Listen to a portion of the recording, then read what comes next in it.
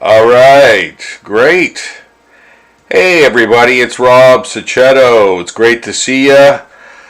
I am the Earth Zombie Art Laureate,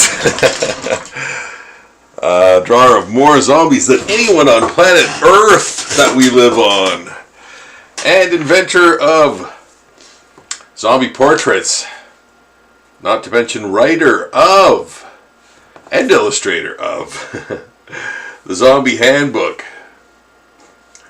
Yes, I've done a lot of stuffs and things, but mostly I've been drawing. Oh, I'm sorry, I gotta bring the camera down. So today, you guys, we're gonna do some.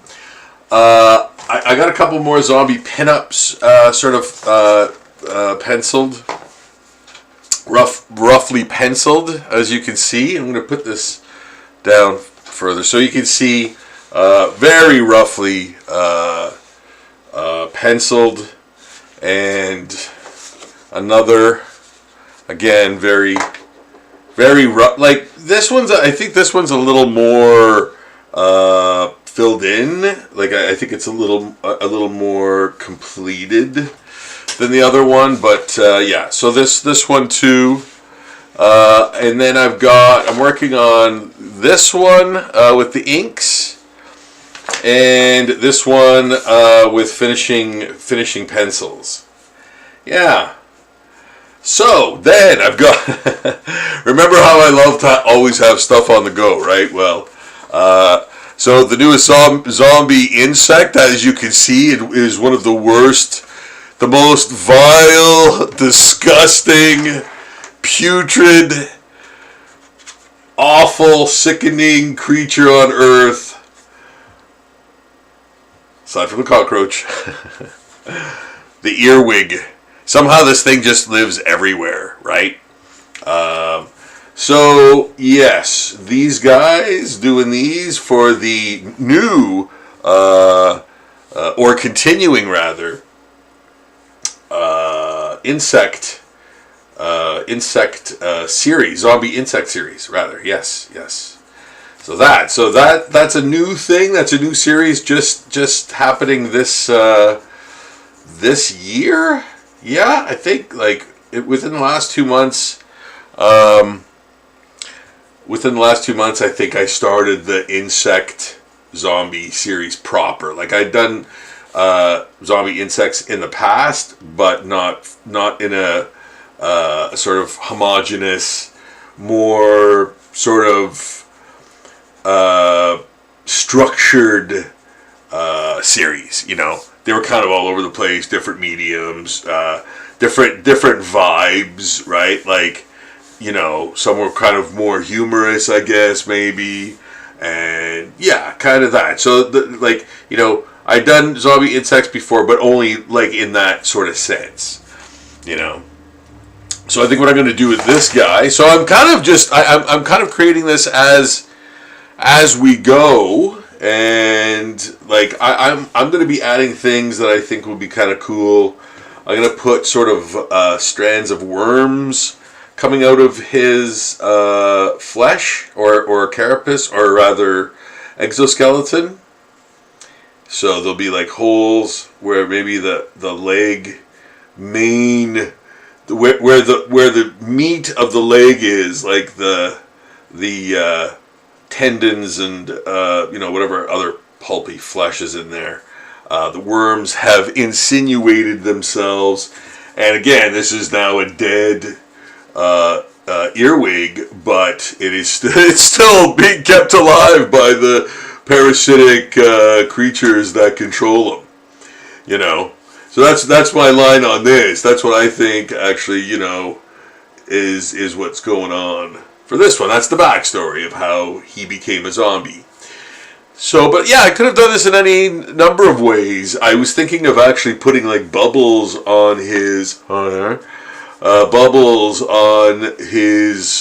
body with like pockets of worms, and I might do that. Actually, you know what? Let's see how that looks. We'll just sort of add a bubble with worms coming kind of out. Yeah. Yeah, okay. You know what? That actually does kind of look cool. I think. Put another one there. Like, just, they're kind of like misshapen holes that, seem to be maybe spawning other worms. You know. Yeah. It's the things you think of, right? It's the things you think of in order to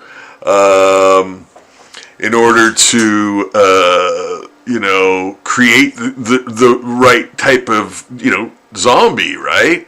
So where am I going here? I'm just gonna check out my YouTube page. Okay, good. All right, back to this. So yeah, like you kind of sometimes come up with things on the fly, and of course you're in the penciling stage, so you can make those changes right on there,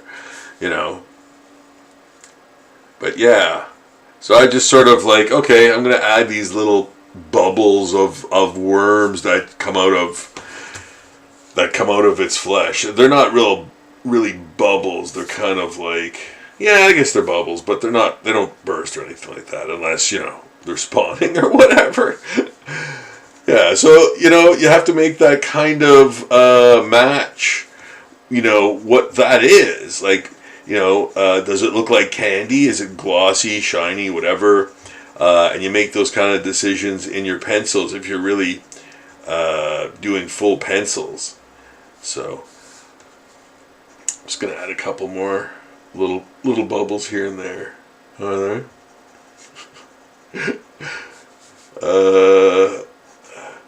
Yeah, Trailer Park Boys is another show that I'll likely be quoting.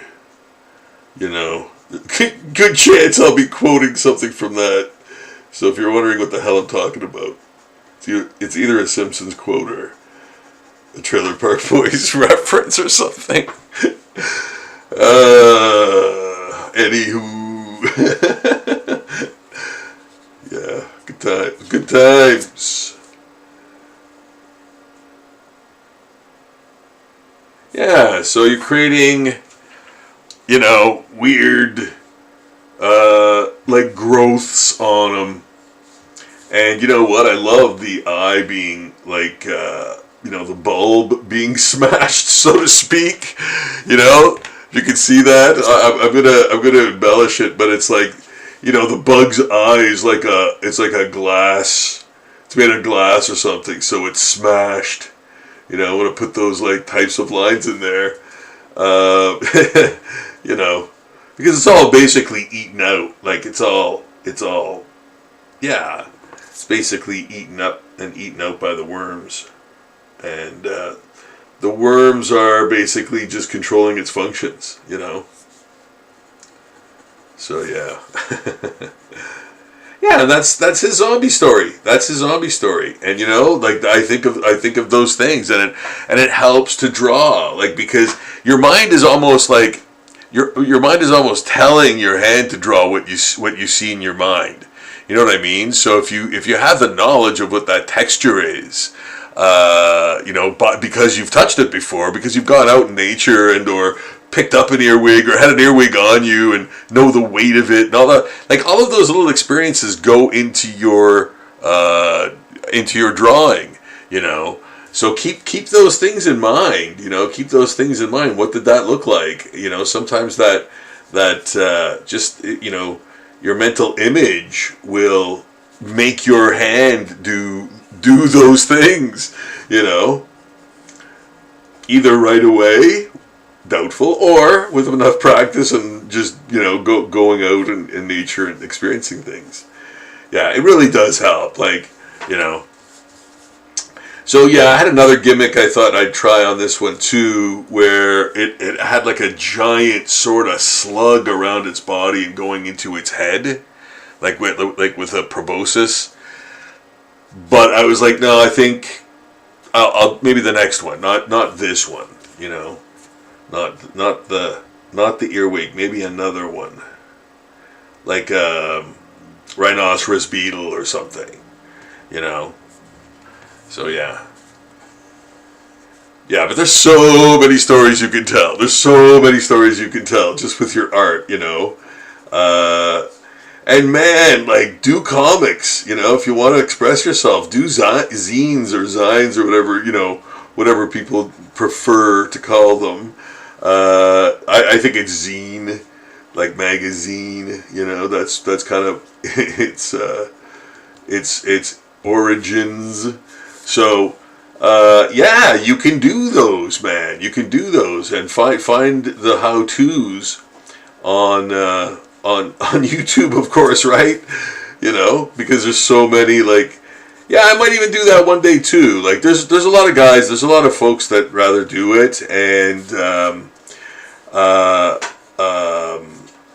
women have, I think, maybe done more zines than guys for some reason. I don't know why I feel that way, but like, if not before, then I feel like definitely now.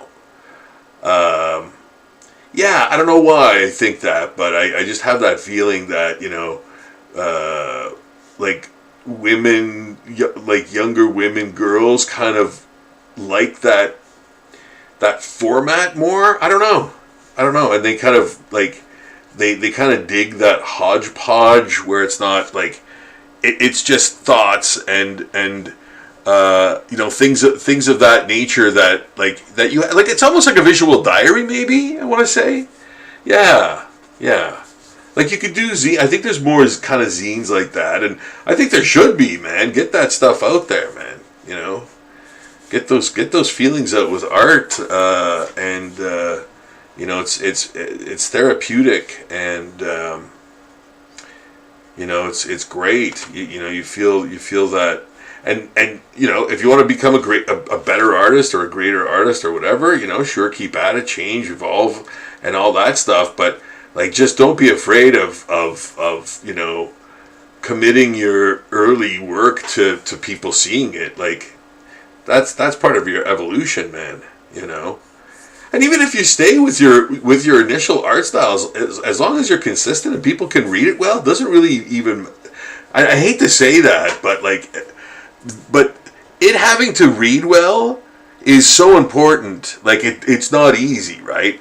But you know, like, it doesn't almost matter what the art style is, like, for sure, as long as your images are easy to read, you know, and then you explain whatever with your word balloons and stuff, or do your banter or whatever back and forth with those. But yeah, man, there's so many ways to express yourself with art, I find, and I think like, me doing the zombie thing is kind of like one of those things too, you know? Yeah. Still, what's this crazy?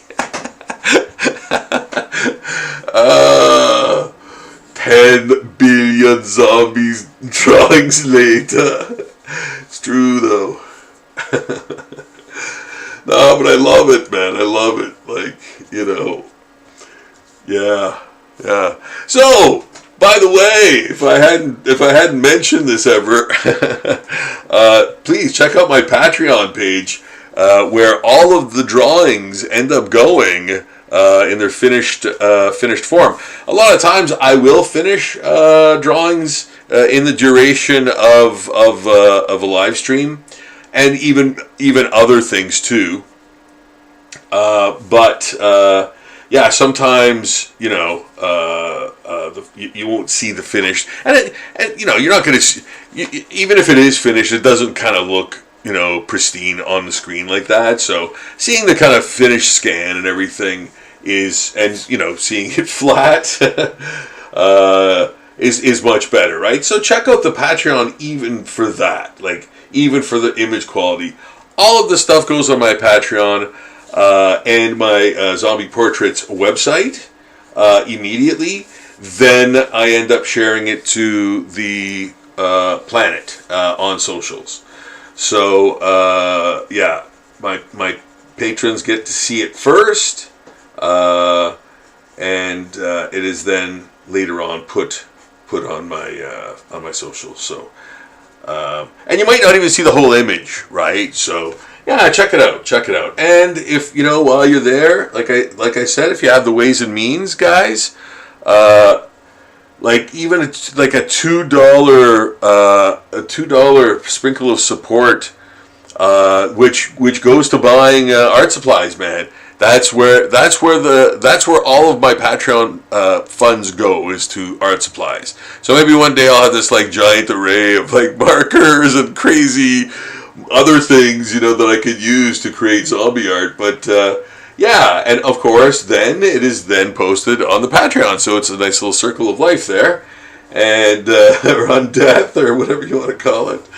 But yeah, so if I could find like 500 people on this planet who can throw in $2 a month, I know that sounds crazy, but literally that's all it takes.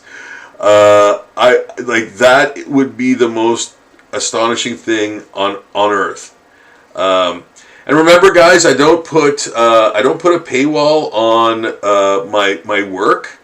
I just hope that I've earned your fandom, and if possible, like I said, if you have the ways and means, your support. So check out my Patreon. I'm going to, of course, have the link in the description below. Yeah, if it's not already there. So yes, please check it out. Check out Zombie Portraits. Get yourself a zombie portrait. Oh my God! Like, oh my God! Yeah, like, wow! And what a great gift it makes too for a horror fan, a zombie fan. Like, it's a personal piece of art. You get the original, and a nice clear high-res JPEG. Yeah, you like that you cannot go wrong with. So yes, get yourself a zombie portrait. Love to do yours next. Please like the video and subscribe to the channel so I could make more of these nifty things. Yeah, so I think this is probably done penciling. Yeah, I kind of like those little worm things in there. Yeah. Yeah, it's kind of an interesting little thing. Yeah, I think I'll put like stuff like that in with this series, like concept stuff. Not just zombie insects, but like kind of showing their origin a bit, or showing some, like I'm doing with the movement. Having little weird things that you wouldn't expect in there. Yeah, that's how I think I'm gonna kind of do this, And not to say the insect stuff, the insect zombies I did before aren't good or anything. I think they're okay. Like, I think they're pretty good. And of course, everything is part of the series, the insect zombie series. So I'm sort of going to compile that into like a folder where I can easily sort of go, oh, these are going to be all the zombie insect drawings from now on. It's an official series type of thing.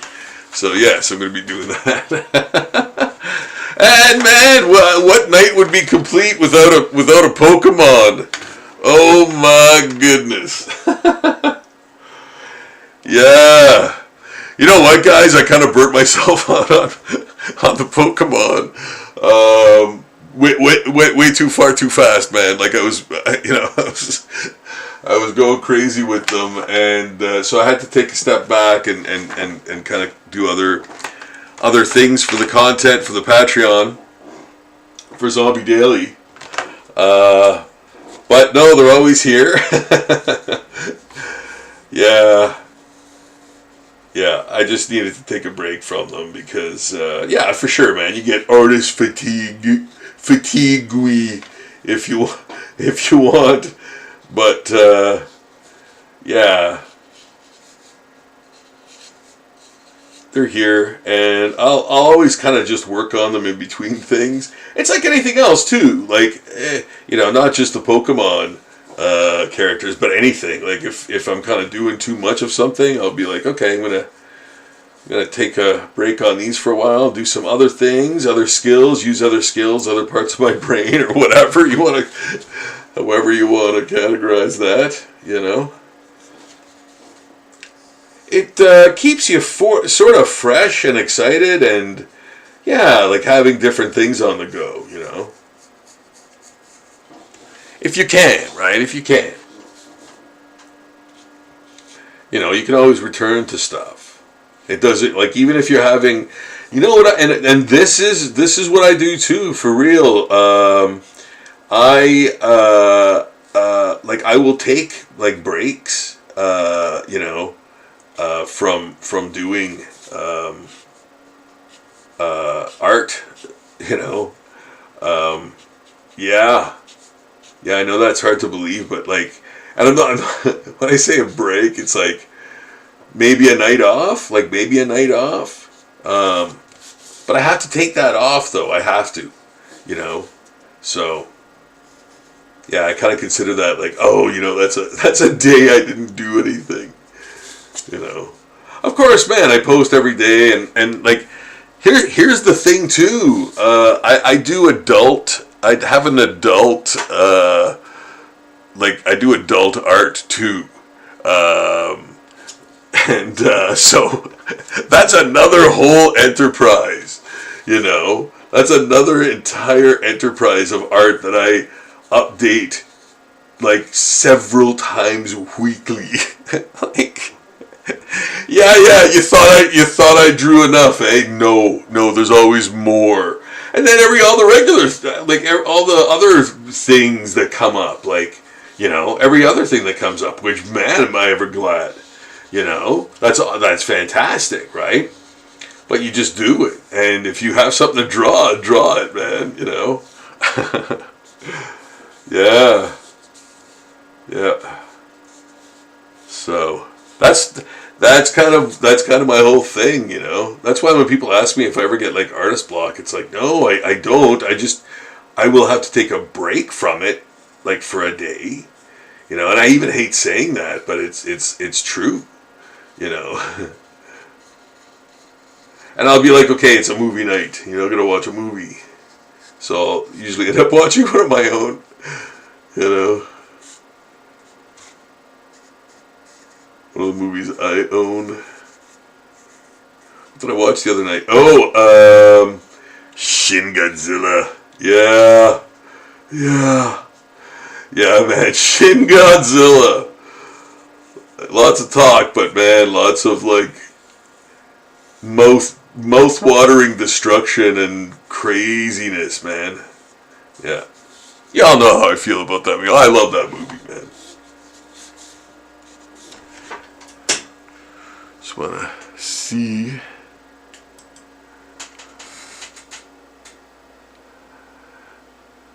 DFL artist, thank you, man. I appreciate it. Thanks a lot. Shout out to DFL artist, man. I have to kind of switch back and forth from screens to see the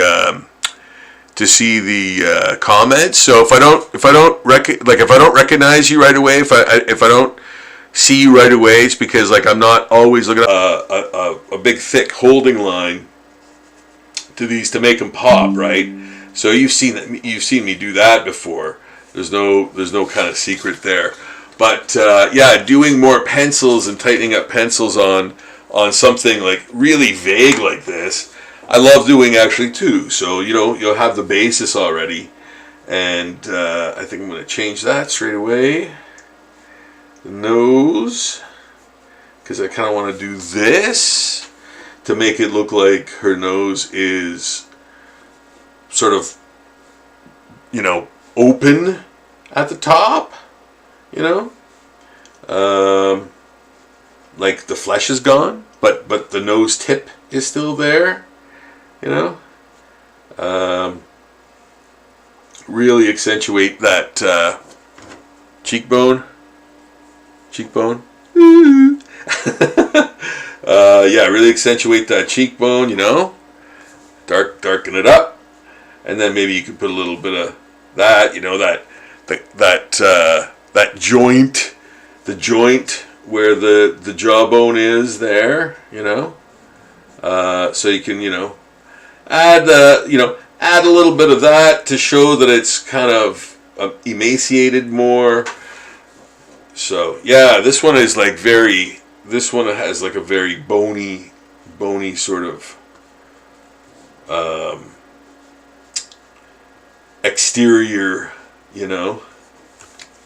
yeah. So, but she's in the grass in a sort of graveyard. Should I put something? I don't know. See, I'm kind of like, again, I'm kind of still figuring it out. Yeah. So I don't know if I like. Nah, I don't like that. I don't like that little doohickey up there. But you know what? You do it, and then you see if it looks good, and that's kind of the working it out part, right? And then if you like it, you keep it. And if you don't, you get what we got here last week, which is the way he wants it, the way he gets it. So there. Gravestones.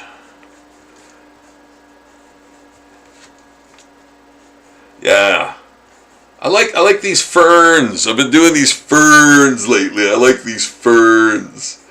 Yeah, or are they ferns? I don't know. Like they're not sort of serrated. They're just like, I guess they're more tropical. Yeah. Anyway, I like those.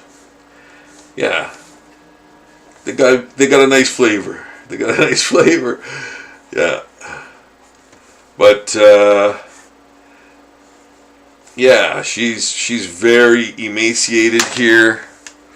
And maybe have some of the skin pulling, which will accentuate the direction of the rib cage. Yeah,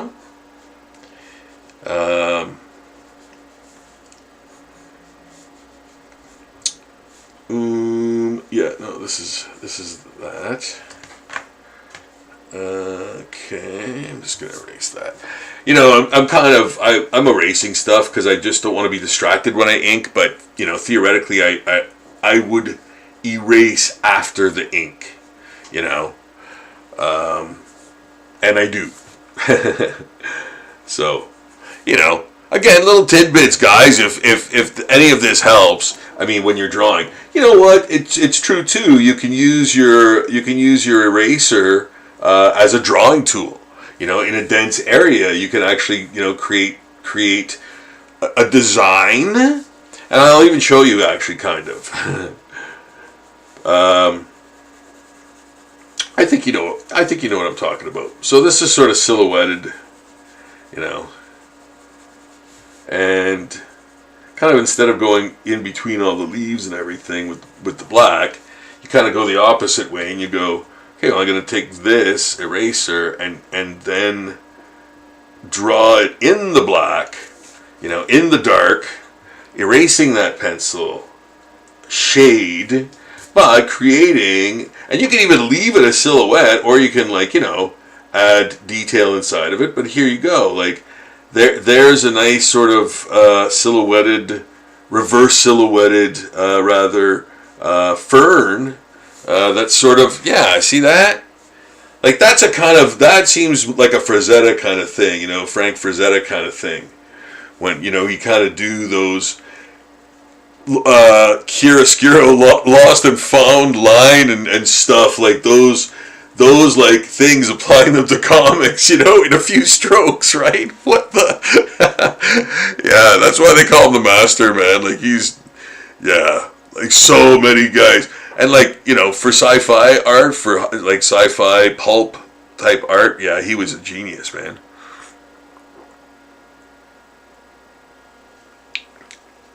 That's a guy whose legacy will, linger forever. Yeah. Frank Frazetta will never not be, incredible or beloved or learned from, influenced by. Yeah. My mom got me my first Frank Frazetta book at a very young age, and I really loved it. Yeah, she got it for me for Christmas, and ever since then, I've been, hooked. And I was probably like 7 or 8, man. Yeah. So, yes, that's crazy. If you know Frazetta's work, that's kind of crazy. But man, it really taught me a lot. So yeah. And I just loved his work. So yeah, we're adding sort of some foliage in there, and you can kind of, make up whatever kind of foliage you want to do in there. You can make leaves, rotten leaves or grass, but again, draw those blades. Even if you're gonna conglomerate them or silhouette them or whatever, draw those blades in, and and then later on you can sort of go, oh yeah, I'm gonna take my eraser and I'm gonna do this, and I'm gonna have a blade of grass go up here, So now there's more depth to that already, just by doing that, right? And have a few on the sort of on the ground with a little shadow there, a little shadow to sort of sell it, and yeah, and then vine. I like vines. I love vines. You can add the weird curly Q guys in there. I love those, man. I don't know why I've always been drawn to that. I even use that for my Cape Fear character, for the sort of, I hate to say costume because it's part of his body, but where the eye holes are. So yeah, using those sort of spiral shapes. Maybe that's a Bisley thing. Maybe I got that. Did I? No, I was doing that before.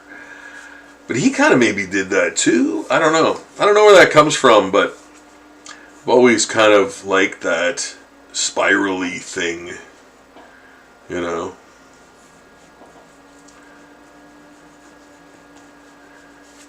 Until I saw that anime. Oh man, I can't remember the guy's name. But the whole town is starting to like a couple of kids turn into snails. And all that, yeah, I can't remember what it is. I can't remember the name of the guy who basically developed it. And man, the animation is amazing. That's horror, man. That is horror. Some great, crazy, crazy, silly, fresh horror, man. Yeah. Yeah, and then there was that creature that washes up on shore. It's like a whale full of people or something. Yeah, man. I thought that was part of it. Either the first episode or maybe the pilot or something. But anyway, yeah, that stuff's crazy, silly, scary, man. Yeah, you gotta check that out. You use Google. Use your local Google. But yeah, so real horror. But doing those spiral things, man. I've always kind of liked that. I guess just shape in a design sense too. So yeah, just again riffing on some likely foliage that you would see, you know, in there, and then I'm gonna do the classic, you know, vine on the tree with the black, like the tree is blackened, in silhouette rather, blackened. Yes, I'll have my tree blackened, please. Yeah, so there, you know, so that tree is going to be basically black. This will too, like this will be like an affected black, like it'll have sort of detail, you know, kind of rough, a rough black, you know. Yeah, you'll definitely be able to see a tone in there. It's not going to be fully black. So yeah. And then this, you know, grave marker 2 will be kind of the same. I might, you know, actually I'm going to put some foliage on it as well. Yeah, you just want these sort of pillars of interesting stuff to, you know, center the pinup, right? Because they're going to be a really different tone and texture. Right, so they'll really add to the sort of brilliance of the you know, of the model of the you know, zombie pinup. But yeah, so basically, like I said, I do these kind of like I do a lot of the pop culture stuff by just Googling it, finding reference online, which is a, you know. That's as far as my technology kind of, you know, using technology to for my art kind of, you know, other than scanning, of course, and stuff, but like for real, like that's kind of the all I do with, you know, technology art wise, I think. Yeah, and I'm not saying like technology is bad or anything. I'm just saying that's just the way I do that. I'll draw something really rough off the computer screen, and yeah, or like I used to use magazines. I could do that. Like I've got billions of magazines, so I'm like just like so much, and they're like all photo reference magazines. So yeah, man, like, you know, I could easily use reference from there.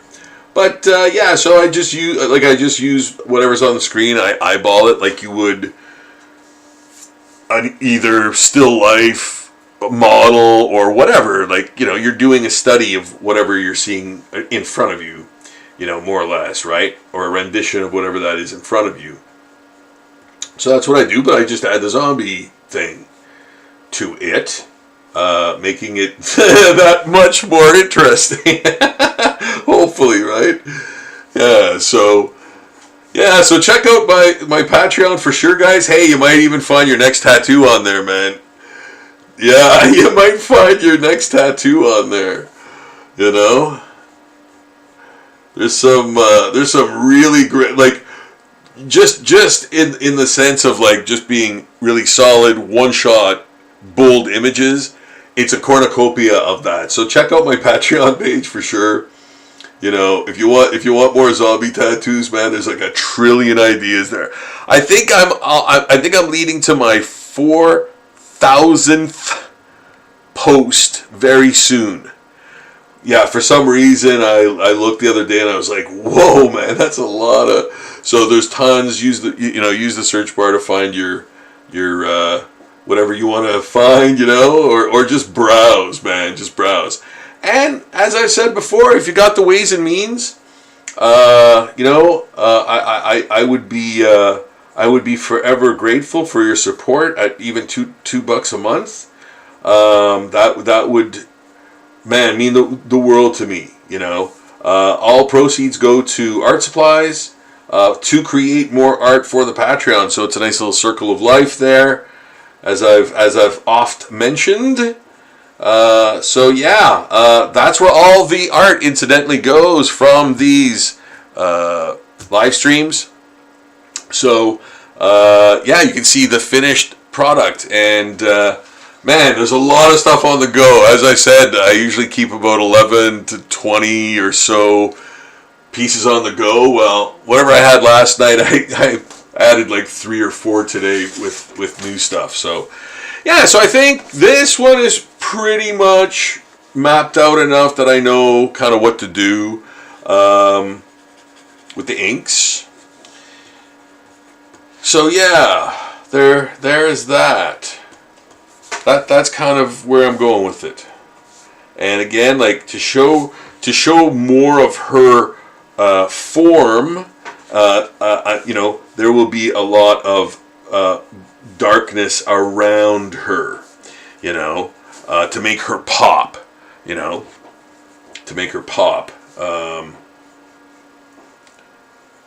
Yeah, so that's kind of what I do for my art. You know, if you kind of dig my art and you want to sort of do, you know, kind of my style or whatever, man, like, and I hope expand from there, because, you know, yeah, man, don't be you know, boxed in by anyone's style, man. I did that a long time ago, as I've mentioned before.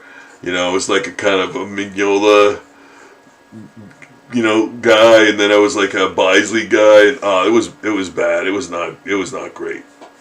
Yeah, I should have just, you know, have been myself, but you don't know that, right? You don't know that until you're more comfortable with your style and everything, and you know. So that it is a process. Hey man, some people, it happens quickly. It happens quickly, or they just have that kind of like visual hand-to-eye coordination to draw, right?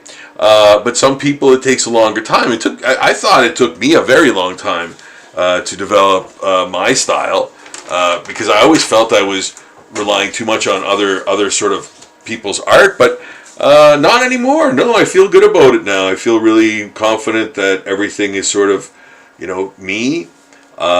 From the comics to you know, whatever pieces I'm doing, yeah, I feel good about that. And you know what? If you want to be an artist and you want to develop a style, that's a thing, man. Like where, you know, you might have to wait a bit, you might have to put in the hours, you know, or you might just have a sort of, you know, really really good. And I've seen it. Like I've seen people who don't draw like do like really good readable art, like, you know, or cartooning rather. So yeah, man, you know, just try doing some drawing sometime to maybe express yourself, or you know, as a joke or whatever, and see how it feels. You know, see how it feels for you. See how it makes you feel. You know, you might get hooked on it, man. Hooked on phonics. Yeah. So, and this is the other Zombie Pinup Diva I started today. So another new piece. Again, a great, nice classic sort of pose. You know, the cross-legged pose.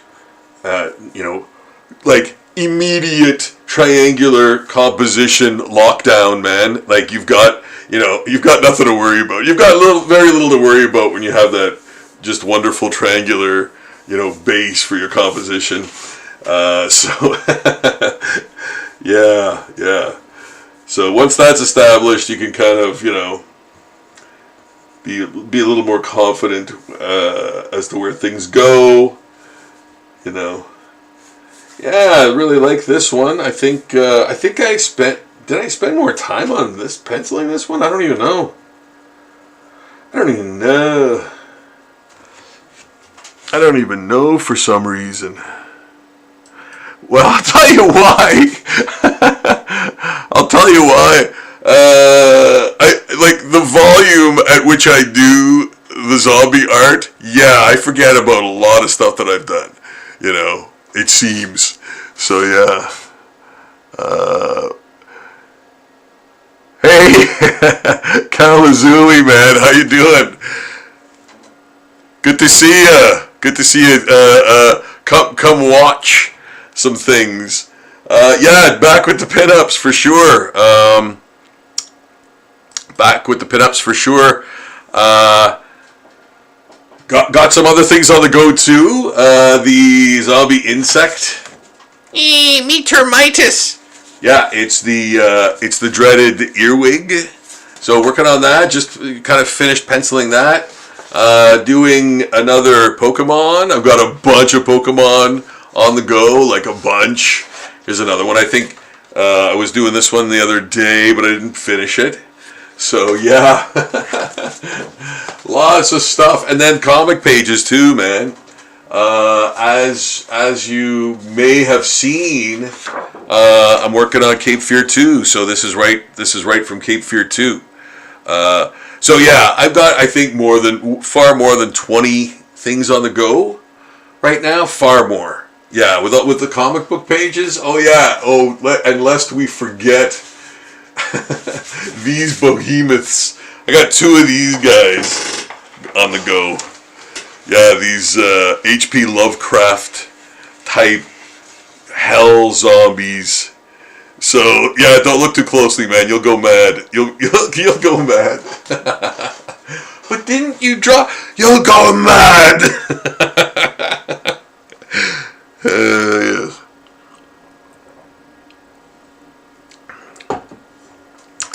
Yeah. So wow, guys. Thanks so much for watching. As I mentioned earlier, I've got a Patreon that you must check out to see all the finished versions of these here drawings that I do. All the drawings that I do. So yeah, and then there's this one.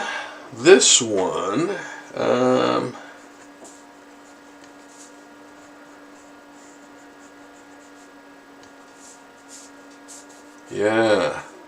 So adding again some form to this one.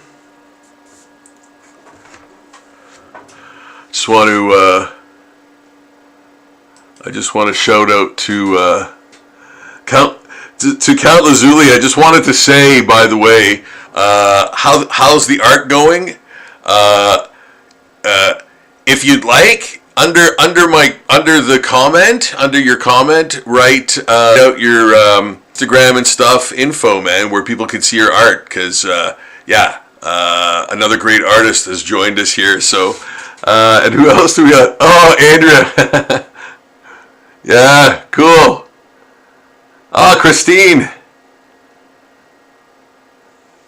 How y'all doing, guys? So glad to see y'all tuning in. You're not going to tune in for the whole thing because Lord knows I could go on. But for now, yes, we are doing some. Yeah, because you know what? I want to promote artists, man. I want to. Uh-oh. Sorry, guys. It says my YouTube's not receiving enough video to maintain smooth streaming, as such viewers will be experience buffering. Oh. Okay. Well, I apologize for that, guys. If that's happening. Damn. Yeah, that's new. I've not experienced that before. So I hope it's not too bad. That would kind of suck. But yeah, guys. So I'm doing the zombie pinups today, amongst other things. As you've seen, I've done a little bit on a Pokemon characters. I've got a lot. Like I said, I had to kind of take a break from doing them because I was like really, and I had a great time. Don't get me wrong. It's just you get sort of, you want to go on from what you're doing a lot of and just try other sort of skill sets and things like that. At least that's how I kind of do things. You know, like sometimes I feel like I'm more creative. So like I'll want to draw more comics or more, original stuff or whatever. So I'll take advantage of that. excuse me, and use that power, because I don't know where it comes from. Like, you just feel you feel a surge of more creativity, or you're just in that kind of state of mind or whatever. So you kind of use that to your advantage, obviously, right? So especially in art, of course, you want to take advantage of those things. And sometimes you're kind of more like, I want to work a lot, but I don't want to necessarily create anything. So inking is a great thing, where you're like, yeah, you're still you're still creating stuff, but mostly you're adhering to, the pencils and that. So, like, it's just I'm not saying it's easier by any sense. It's just it's a different skill. So, right. So yeah, inking could be like difficult and or troublesome and or many other things. Yeah, but nothing that can't be fixed, right? I hope that you know what? I have a feeling that YouTube. Oh, okay, good.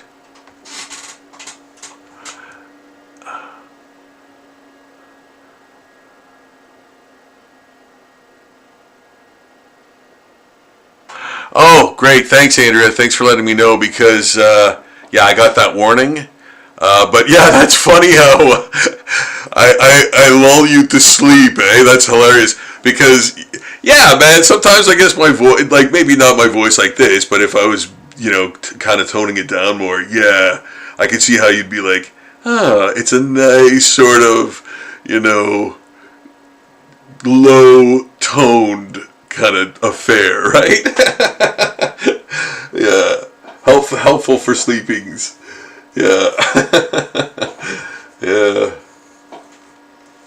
But yeah, here we are with the Zombie Pinups, man. I am hitting the 1100th Zombie Pinup Diva drawing this Halloween. So every Halloween, another 100 Zombie Pinup Divas, man, for that year.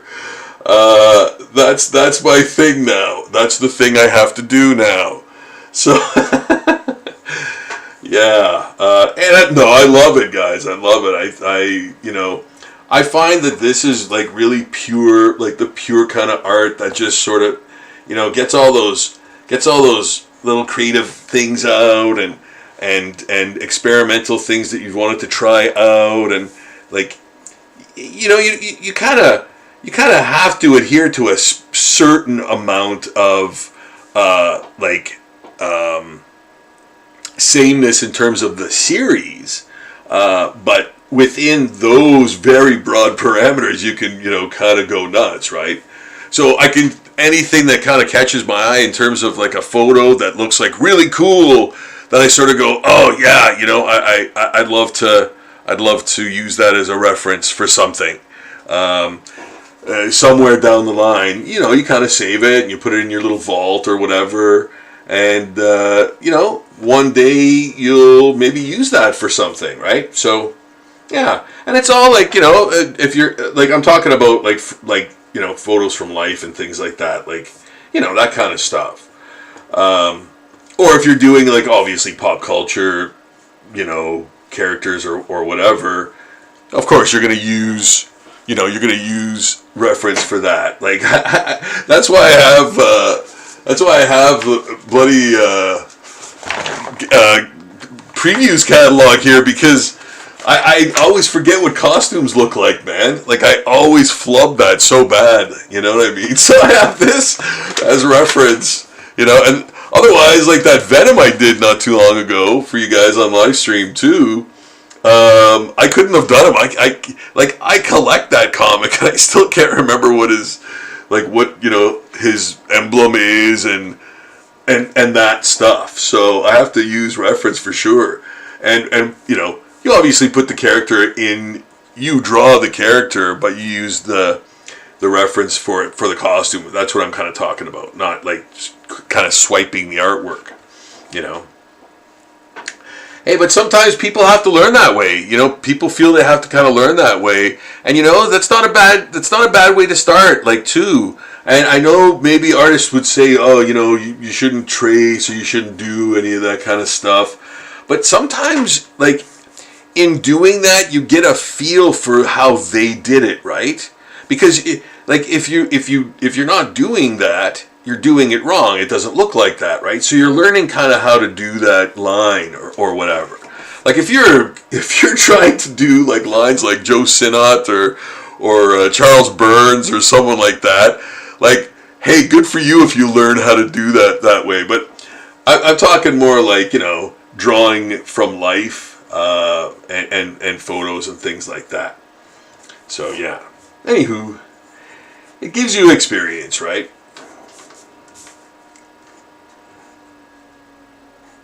Anything to get experience, but yeah, you don't want to be tracing stuff, man. Well, that's not true too. There's you know what, man, there's exceptions to everything. There is no definite, I don't think, really in anything. So yes, there are some cases where tracing is and you know what, again, you know, you might take offense to that, but there are, and you know, I've seen it, I've heard it. Yeah, it's just a thing, you know.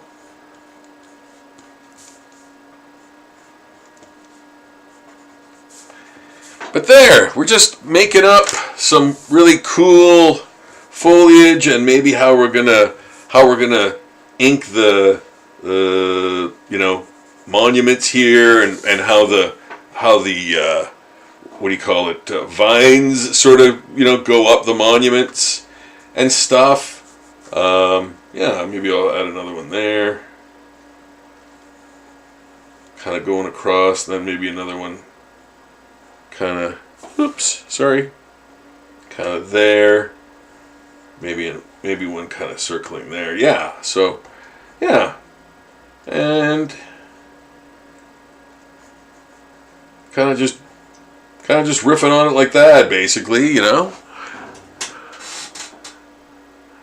So guys, I'm on a different screen, so if I don't say hey right away, it's because I have to be on a different screen to actually see my movements.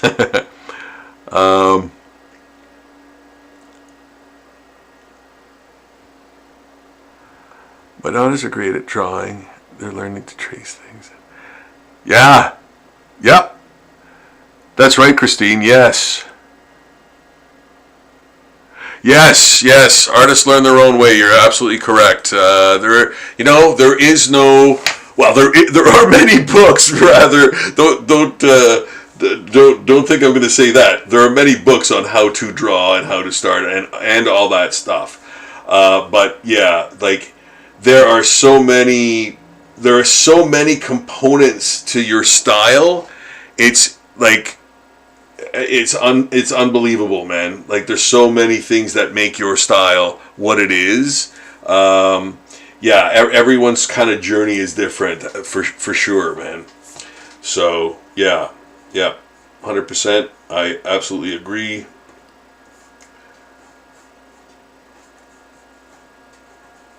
Yeah, and you know what too? Like you don't have to almost, you know, like your art doesn't have to go anywhere, be seen by anyone. If that's like a huge, you know, prerequisite to you doing any art, like if you're like afraid to show it or anything, you don't have to show it to anyone. But you know, I always encourage people to sort of show their work. I love looking through sketchbooks. I know I've maybe said this before, but that's one of my like funnest things, like to see, especially if a person's got an individual's got like a full sketchbook, like all of it's done, not just the first like 8 or 9 pages, you know, but like a full sketchbook of like all kinds of stuff. I love that. Like that to me is, it's like your true like creative side, and just, you know, doing whatever, learning, man. Like you see the learning being done. So yeah, that's always been. Oh, I love doing that. That's why I love teaching so much. When I did that, you know, I really loved that aspect of it. You know, so yeah, to see, you know, people's working, like, you know, working drawings, all kinds of stuff like that. So that's really cool. That's where the most sort of creativity kind of lies, in that spontaneous way, you know. Doesn't have to be for anything, for anyone, or, you know, it's just stuff. Like, it's not an assignment, you know, it's just your musings and stuff. And that's why, you know, I was talking earlier about doing zines. Yeah, like, that's, you know, a sketchbook could easily become a zine. Or you could, man, people publish their sketchbooks too.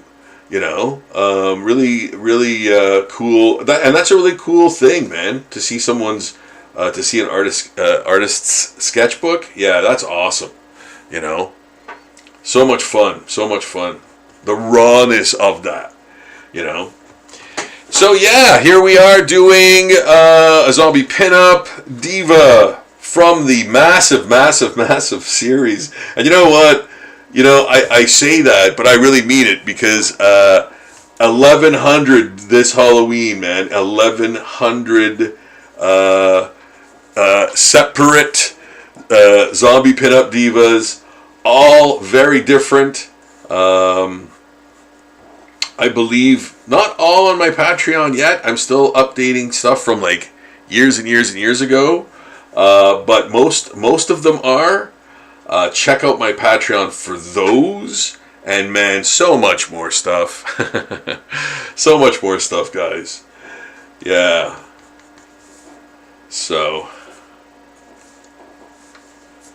Yeah, like I said, if I don't get to you right away in the chat, it's because I have to kind of toggle between two screens.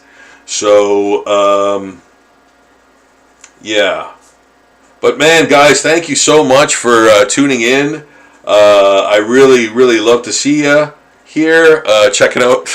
You know, welcoming you to my studio, man. This is where all the thousands of zombie drawings that I've done over the years. I believe Zombie Portraits is turning 20 next year. So yeah, that's a big deal, man. So. And you gotta get a zombie portrait. Go to zombieportraits.com. It's the ultimate gift for a horror fan, zombie fan, yourself. If you're into art, like if you're into traditional art and you're into horror or zombies, or even have a passing fancy, you know, of wanting to be a zombie or what you'd look like as a zombie, I will do that for you. I was the first one to do it back in 2006. And still doing it today. So yeah, get yourself a zombie portrait, man. Yeah, original art. Yeah, it's going to be scarce. I'm telling you guys right now, man. Mark my words. Yeah, yeah. Original art by professionals will become scarce, man. Yeah.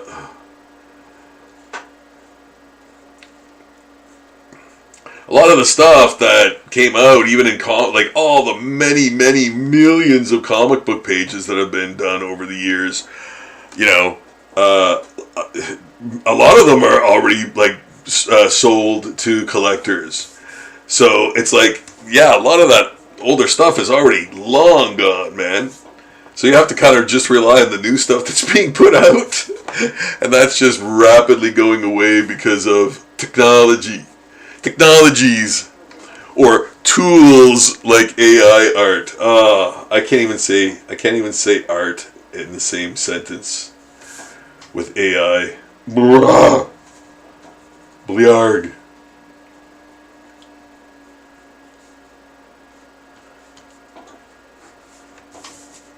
Yeah. Yeah, so there we go. We've got a pretty good basis for the pinup in there. Yeah. Yeah. Very gothy. Like the dark under the eyes. Man, you know what? She kind of looks like that character from that show, from that police cops show. What? So NCIS or something, Miami, or I don't know. Yeah, she was the quirky goth girl from that show. Like she was a investigator or something, and Yeah, it kind of looks like that character. Yeah, because you kind of had the black hair and lipstick and stuff. So yeah, very gothy. The pointy nose, I love that. That's, you know, that kind of is more angular and sort of gives that nose a zombie-ish feel, right? You know, you're in that element, right? You're in that context with the pointiness, you know. And you're like, well, zombies don't have pointy noses if they even have noses. And you're like, no, you're right, they don't. But if they did, they would look like this. You know? So, yeah. I don't always do the, you know, nose gone thing on every you know, zombie kind of drawing of various things. Yeah, like, I mean, you know, you change it up. You change it up. So, yeah, there's that, I think. There's that, you know. And you're like, oh, what are those lines? Or what is that cottage cheese they call it, or whatever? You know what? Sure, why not? Why not? I don't know. Yeah, rigor mortis, man. Like, or the sloughing of the skin. Hey, you know, she's a zombie, man. That's, you know, right? That could happen. Doesn't have to be all nicely structured zombie effects. It could be gross ones too, I think. Watch me go and change that after. I might second guess that. I don't know. I think it does look like that, but I don't think I like it. Yeah, so I'm going to take it out. I am taking it out.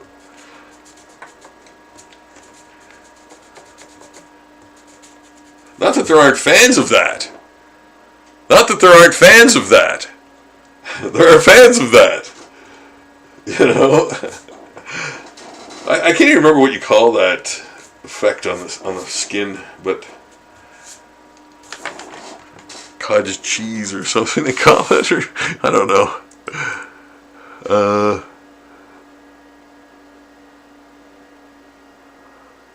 Tell us about your first public art show. Oh, Christine, I think that's NCIS. Yes, yeah. Andrea asked Rob, tell us about your first public art show. My first public art show? Oh, I think it was at the Laughing Buddha. Yeah, and I think Andrea actually spearheaded the whole thing. Yeah, but I think she did actually. I think she did kind of promote the whole thing or do all, like, you know, do the whole, you know, setting it up and getting it in the bar or restaurant bar, sorry. And man, you know, I still have people like people go, oh yeah, I saw your show at the Laughing Buddha, and that was like, holy crap, that's got to be 20 years ago. It's got to be. Yeah, or more. So that was a long time ago, and people still remember that, which is really weird. So shout out to Andrea for getting that going.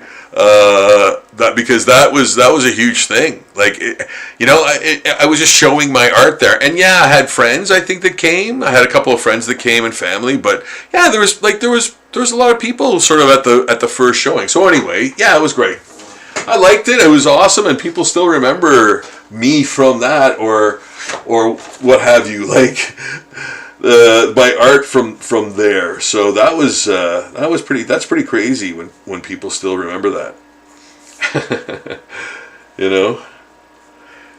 So yeah, here we are doing more Zombie Pinup Diva. I'm fleshing these out, right? So I'm kind of like I did the rough study, like I said, from my monitor, and you know, just eyeball the drawing, like you're kind of doing a still life, or like, you know, you're doing a live model drawing or whatever, except it's on the screen instead of live.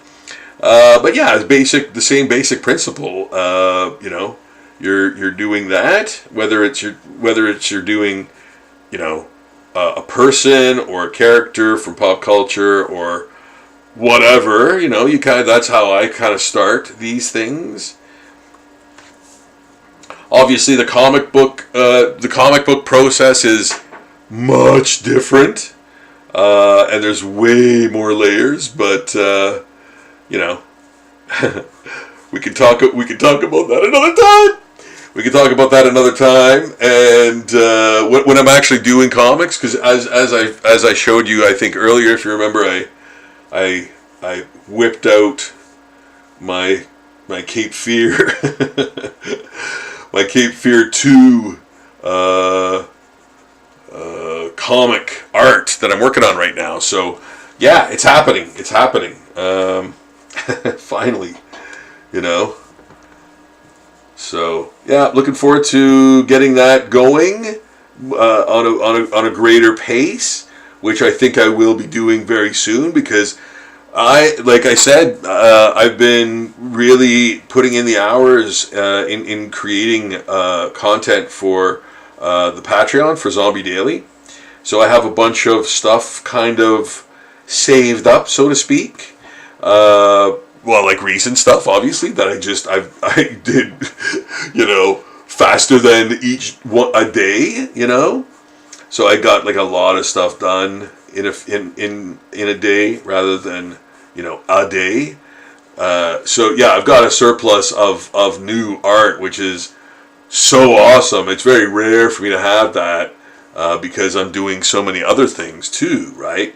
I'm even doing the adult stuff, and that's like that stuff's that stuff is updated, I think 3 or 4 times a week. So I have to create art for that too. Yeah. The side hustle takes longer than the regular stuff, man. You fool. I know nothing of business. Yeah. Just know how to draw.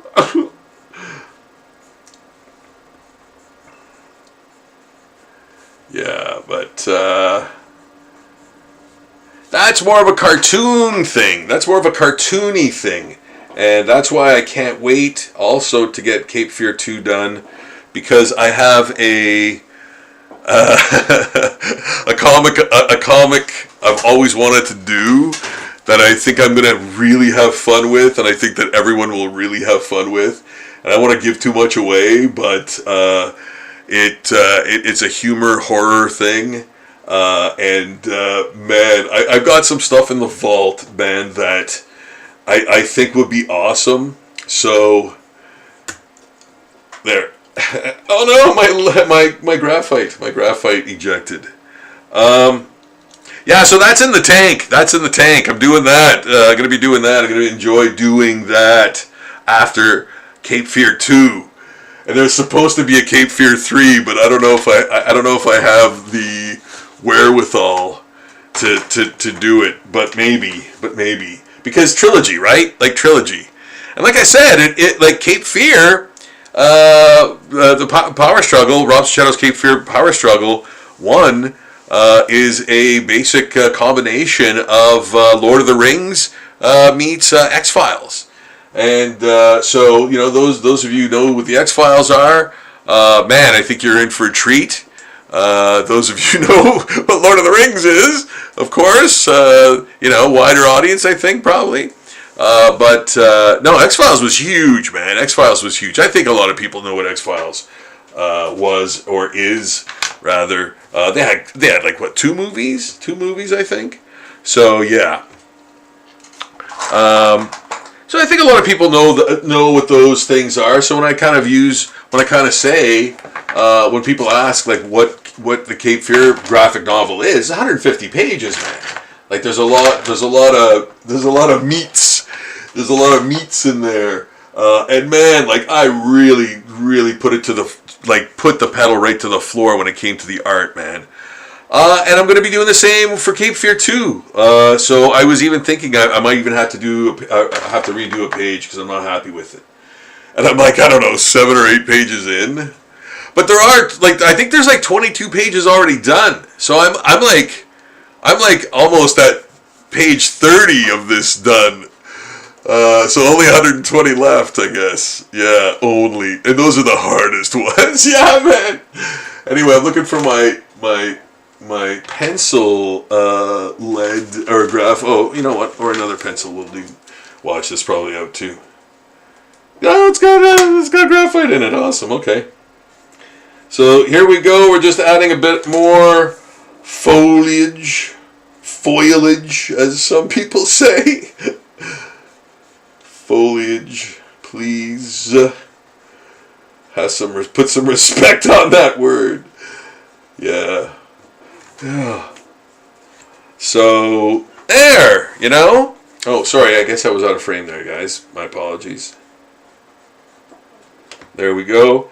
And you know what? I often put the knees and elbows kind of ragged. Well, you won't be seeing her elbow there because her arm is facing the other way. But I usually do the knees and elbows scuffed up because, you know, if they're kind of digging through, if they were, you know, digging through a grave, or, you know, it just seems like kind of that zombie injury that might be common, you know, for zombies. And even if they don't seem like they're coming into the grave or like that kind of zombie, maybe they were turned while human above ground, then it's still kind of it's one of those things, you know. Shoulders and knees are always are kind of like your scuff areas, and so, you know, putting those ripped in a zombie just kind of seems natural to me. I don't know. It works. It doesn't need to almost be questioned, you know. So yeah, and again, like I'm saying, you know, when I do the zombie thing, when I'm doing the zombie thing here, which I adore, you put in you want to be putting in sort of details that, you know, show that the creature that you're drawing is a zombie. Like that those things are easily identifiable, right? So those, you know, protruding bones and maybe pockmarked areas, things like that, you know, where theoretically a worm or, you know, insect crawled out of, things of that nature, you know. Like I said, there's so many ways to depict zombies, right? There's so many ways to depict zombies, and that's why I love it so much, man. Because you know, you have so many ways that, like, you know, a creature could be zombified. It could be like a government testing gone wrong for, you know, some kind of military program. You could have like the meteorite, the glow from the meteorite, or the spray from a meteorite or something, or radiation, or chemical, like some sort of like chemical spill. Man, there's like a billion things, and then there's like different states of that zombie that is created by all of those things. So, you know, it's kind of limitless. That's why when people ask me if I get bored of this, I'm like, hell no, man. Like, what's to be bored of? You know, doing too many zombie girls, drawing insects that are zombified. Like, yeah, man, that's like pure fun. Yeah, you know, no, like getting bored of it. No, never. Yeah. At least for me, you know. And yeah, I do other things too, of course, you know. I do other art as well. So, you know, it's very different. Like, it's very different from this, you know, from the zombie stuff. And rightfully so, right? It's sort of like, okay, I want a departure from it a bit. Oh boy, I think.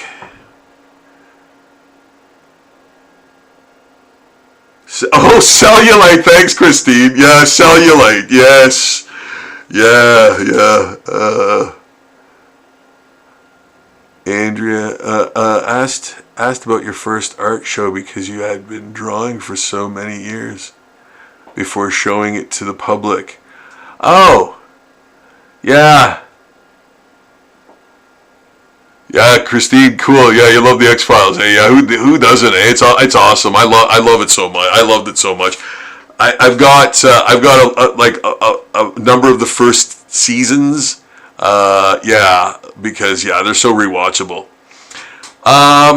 Yeah, so Andrea mentioned too. I was quite timid to have an art show. I guess I know I did that, but I don't remember it well. Like it's not top of mind for me. But yeah, I was kind of like, oh, like what if people don't like my stuff or whatever. And I'd been drawing for years before that. Like I'd been theoretically a professional. Like I did paid jobs before having that that art show. So I don't know why was that. I guess that as an artist, I guess sometimes you have this expectation that people are not gonna dig your work or whatever. But yeah, it's really, you know what, guys, honestly, I have to say, man, I just say yes to a lot of stuff. I just really do, and I love it. I love everything I do. If somebody's like, hey man, can you draw me the craziest thing, I'm like, yeah, super looking forward to that, man. Here's the quote. It's very my art is very affordable for now. It very, very much is for now. I just want to stress that for now thing, because 2026 is coming up, and I've kept the price of zombie portraits the same since 2006, guys. So if you want to get one, man, I'm just sort of, those of you who are watching right now who have always wanted a zombie portrait, but we're too afraid to ask. Get one soon. Get one before 2026. Because I think the prices will be will have to be adjusted then. So this is not a threat. No, it's just a friendly sort of heads up. If you're in the market for a zombie portrait, man, just go to zombieportraits.com. You'll find it there. You'll find everything you need to get it done there, and I will answer any questions you have. If you have, I do that personally. So I'll answer any questions you might have. If you have a group, or many pets, included. There is nothing I cannot zombify. I've kind of done everything on Earth.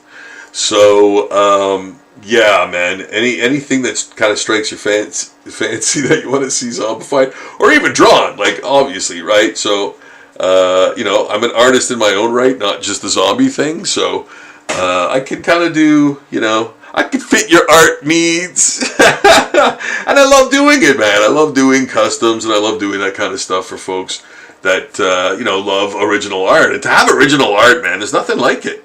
It's nothing like it. It's such a unique, clearly one of a kind, thing, needless to say, right? So, man, having that, is great. And like I said, with all this AI kind of crap being a thing, and man, there'll be more things to tear down, people doing stuff, people doing anything, but just saying words into a thing. So yeah, there won't be a lot of people doing this kind of stuff, man. I think there always will be, but man, the few, that's a tough one even to say. If there will be, individuals doing actual real art, maybe they won't even know what it is. Ain't that gonna be a damn shame though? Yeah. Oh well. Anywho, that it's time to bring everything down. Hey guys, if you're watching, thank you so much. Please subscribe to the channel, guys, so I can create more content. That would be awesome. Like the video. I hope I've earned your like and your subscription to the channel. You know, really, I don't need a lot of motivation, just a wee bit from y'all. And excuse me, and that keeps me going, man. So yeah, means a lot. If you have the ways and means, go to my Patreon, check out almost 4,000 pieces of art. I just noticed that the other day, almost 4,000. I will actually announce that soon. But 4,000 pieces of art, all free to see. All I ask is, if you have, like I said, if you have the ways and means, to toss me $2 every month, man. It helps to go to art supplies for this very process, to create more art for the Patreon and for you to see. So a circle of life, if you will, or undeath. Yeah. But be part of it, and you know, I would really appreciate it, guys. And I thank you for watching. I really do, and commenting. Like I said, I'm kind of delayed on the comments there, guys, but I will be kind of getting to everyone, I think. I'm going to try. Okay, good. All right. All right, so continuing to draw. Wow. Oh, you know what? This is actually going to be a color drawing. This will be a color sort of painting, rather, whatever. So I am going to add the washes on this, and I think I'm going to go a little bit more with an earthy gray, a warmer gray. Whoa, arms are right in there. Yeah. So I'm going to go with a warmer gray to sort of like, to start them off. And I think I'm going to affect those bubbles on there with some blue. With some blue. Yeah. Yeah.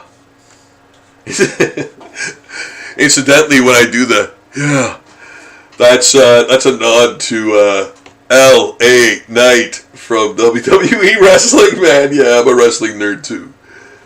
What's up? Yeah. Yeah, I enjoy wrestling. What's not to enjoy, man? Come on now. You know, it's fun. It's fun.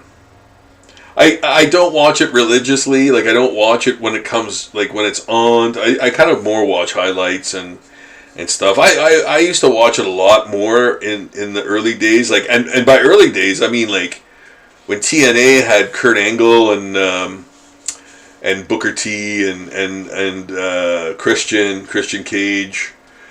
And yeah, so kind of far back. I think early aughts, like early 2000s to mid, somewhere in there. But yeah, used to love it. We used to like get together and watch wrestling and laugh our asses off, and you know, it was great. You know, we used to love that. But now it's kind of just, you know, I kind of keep up with it. Every once in a while, I listen to the kind of news, I guess, or things of that nature. I don't know why, but it's fun. It's a very weird business, right? It's a very unique thing, and I guess that's why I like it too, right? Because it's different. There's nothing like that anywhere on Earth. Like, there's nothing else like it, you know? Nobody would buy that in any other form, you know? And I like, that's what makes it so different from everything else. You know, and I love that. And it's like comics, man. Comics are the same thing. What else on earth is like a comic? Like, what else on earth is like a comic book? You know? Like, magazines? No, not even close, man. Like, it's a completely different animal. And magazines are really, they've like changed so much. And even in volume, right? So, and I know comics have too, but man, it would be awesome to keep comics, physical comics alive. And I kind of just do that by, having a weekly pull list and that, and, collecting comics, man, because I love them. I think the art's awesome, love the stories. It's where so much stuff is based on, so you can get mad when they change it. But it's true, you know what, man? Sometimes I do. Sometimes I do, because, despite the current climate that we live in and stuff, here's the thing. I did grow up with that stuff. I did. I can't deny that. That was, when I identify with a character, I identify with that character for decades, and when it's changed, I do feel like it's a bad thing. Whether you're changing it for and most of those things are for those are either gender or race changes and stuff, and I'm just like, why, guys? I get it that you have to kind of do that to please your sort of things, but man, and I totally get it. I totally understand the whole thing where people want to see themselves as those characters. Man, I absolutely do get that.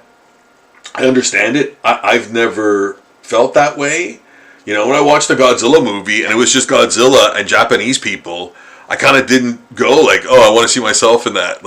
I need to see myself in that to understand it better or feel represented. I don't care. That doesn't take place anywhere near here, man. So, I understand it when people, want that. But I've never felt that way, So it's hard to speak about it, But yeah, man, you kind of grow up with those characters, and when they're changed, it doesn't matter what the reason is or why it's changed, really at all. It's just that if it's changed, it's and I'm talking even, Keanu doing Constantine. That's what I mean too. I don't just mean gender or race changes or anything like that. I mean, man, I like that movie. Don't get me wrong. I liked Constantine, but man, that was not, he was not Constantine from the comics, at all. So that's the kind of stuff I'm talking about, like that, and there's other things, too. But anyway, yeah, it's one of those things when you've grown up with pop culture and enjoying it for so long, you just naturally form opinions and likes and things that you depend on, right? So anyway, yeah, and that's kind of how it got over in the first place. Why change it? Why change it to anything else? It became popular because of what it is, not because it was something else. So that's another thing why I'm why would they change things so drastically as to alienate the people who it's for? I don't know. Yeah. But you know what? Here's my philosophy, man. I just don't watch whatever the things that they're doing are. Yeah. I've got a million other things to do. So I kind of don't care, right? I kind of don't really give it the power it seeks, I guess. I'm talking about it, but only because, again, I'm really involved with a lot of sort of pop culture things, because of the zombie stuff too, doing, zombie version of pop culture sort of trends and phenomenons and mainstays and things like that. I kind of want to be knowledgeable of some pop culture sort of things. And you can identify whether it's going to be a flash in the pan thing or if it's actually going to have some longevity, right? Oh, sorry. So yeah, just drawing, just inking in, actually, some foliage for this pinup that I just finished kind of drawing out. Yeah. So I'm using there's that Stadler again. Stadler 0.8, and excuse me, that's a big, sort of bigger nib, bigger tip. And to get a thicker line, so yeah, I'm starting out with the thicker line, and then I'm going to go in and do thinner lines and detail lines and tone. Yeah. Shadows. Textures. Always with the textures. No, it's true. I like that. I like the detail in textures, right? So I like to, show people. I like to show things in my art. I'm one of those types of guys that, I like to show a lot of information, and that isn't to say that minimalism or anything else, any other art style isn't valid. I love all of those things, and I've even used, a lot of the sort of styles of minimalism and heavy blacks and things like that. But I kind of do more detailed renderings of stuff for the most part. And again, it kind of depends on the project, But for especially for the Zombie Daily stuff, which is on my Patreon every single day, guys. This is kind of the style I do. It's very loose, very spontaneous. I kind of just do the rough first, and then embellish it, ink it, and scan it for the Patreon page for you guys to see. So if you want to check out the Patreon page, the link will be in the description below, and you can sort of check that out. And like I said earlier, if you have the ways and means, if you could throw me $2 a month for just getting art supplies to create more art for the Patreon and for these live streams, that would be so awesome, and I would appreciate it more than you could ever imagine. And I mean that. Like, I make every little bit count. I even use the backs of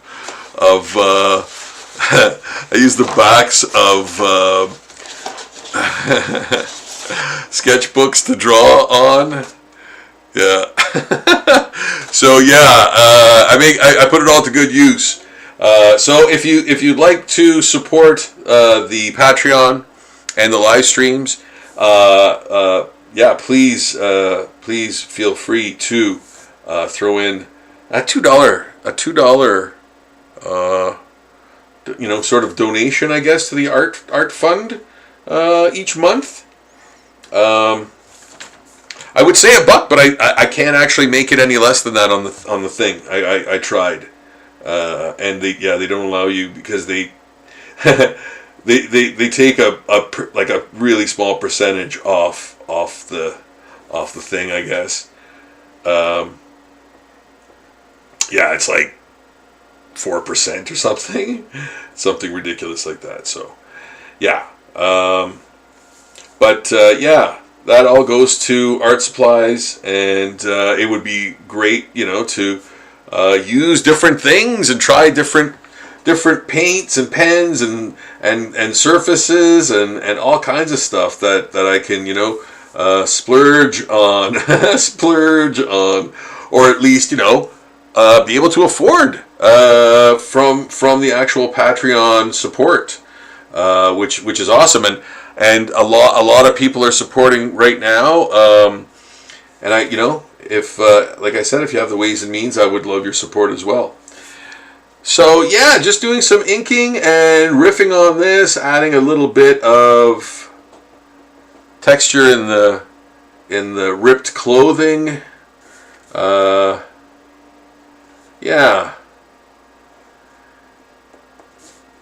Again, this was from a photo, and so I kind of used the photo as reference for like a still life drawing or like a drawing, basically a study, and added the zombie effects, So again, I'm gonna do the pointy sort of nose. And by the way, the when I do the models too, or when I do the Zombie Divas, I change what the model I'm looking at really looks like as well. I kind of simplified a lot, and so yeah. there's a lot of changes that go into, you know, even eyeballing stuff, you know. Yeah.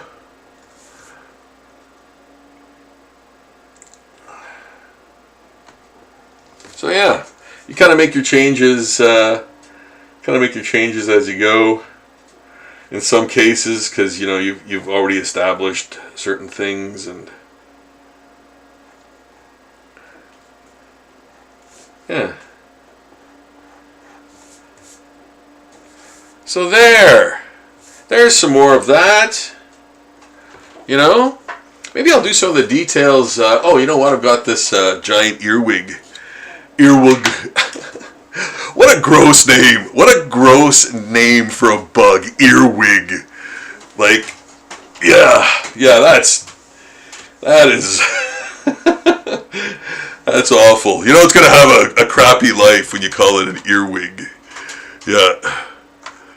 Yeah, he ain't recovering, man. Not with that name. He'll never be popular. So I'm going to add some orange. Some orange to the proceedings. A little bit. And I'm going to actually blend that in with some real dark black here.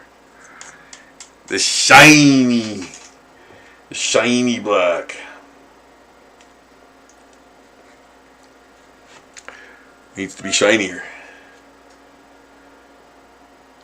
Yeah, and then there's going to be that pustule or that bubble on its back.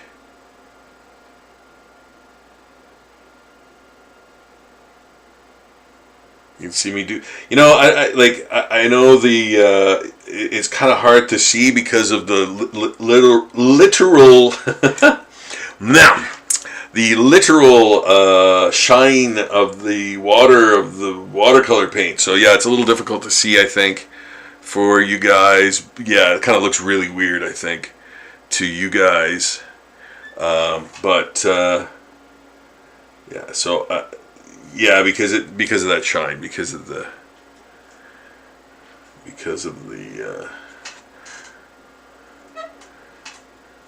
what, Rob? What? The shine. Yeah. But rest assured, I know what I'm doing.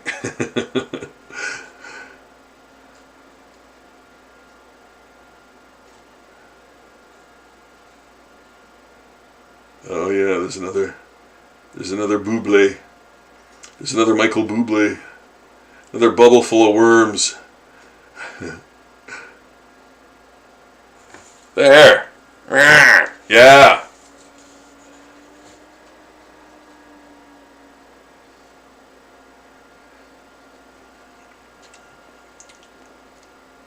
Maybe I'll give him like human teeth in his mandibles. Isn't that great? Yeah, I kind of like that. I like that. There we go. Yeah, and then that really black pincers, like shiny black. The shell polished, you know, so shiny.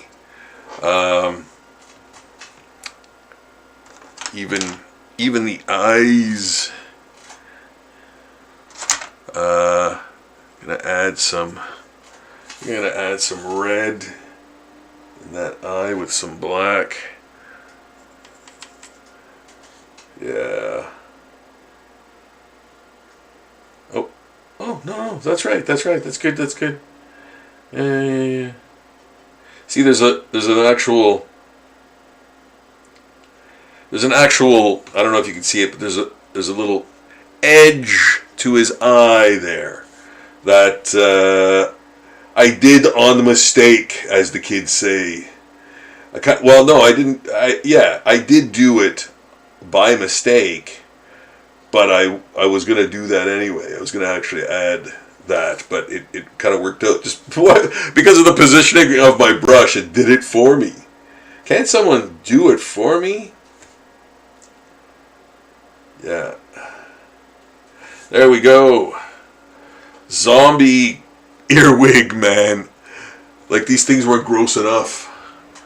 You had to zombify it. Yes, I did. Yes, I did. Yeah, you did. Put some dirt. You know, just a bit of a different color. A brown, a derivative of brown. I'm going to put some blue and gray in there to just make him look, you know, worn or...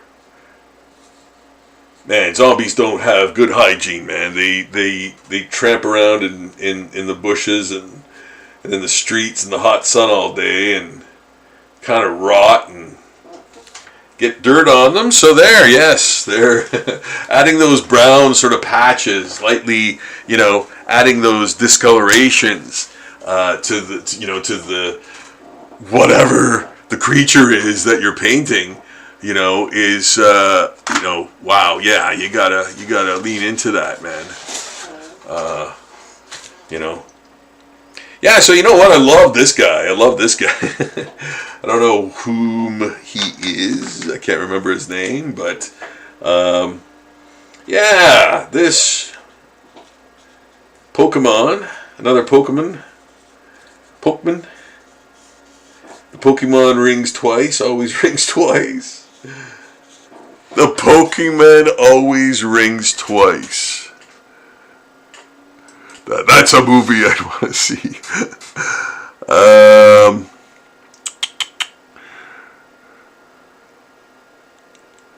Oh, Christine. Okay, I might take you up on some of that. Heading to bed. Great work. Yes, indeed, Christine C. Thank you for watching. Have a fantastic evening.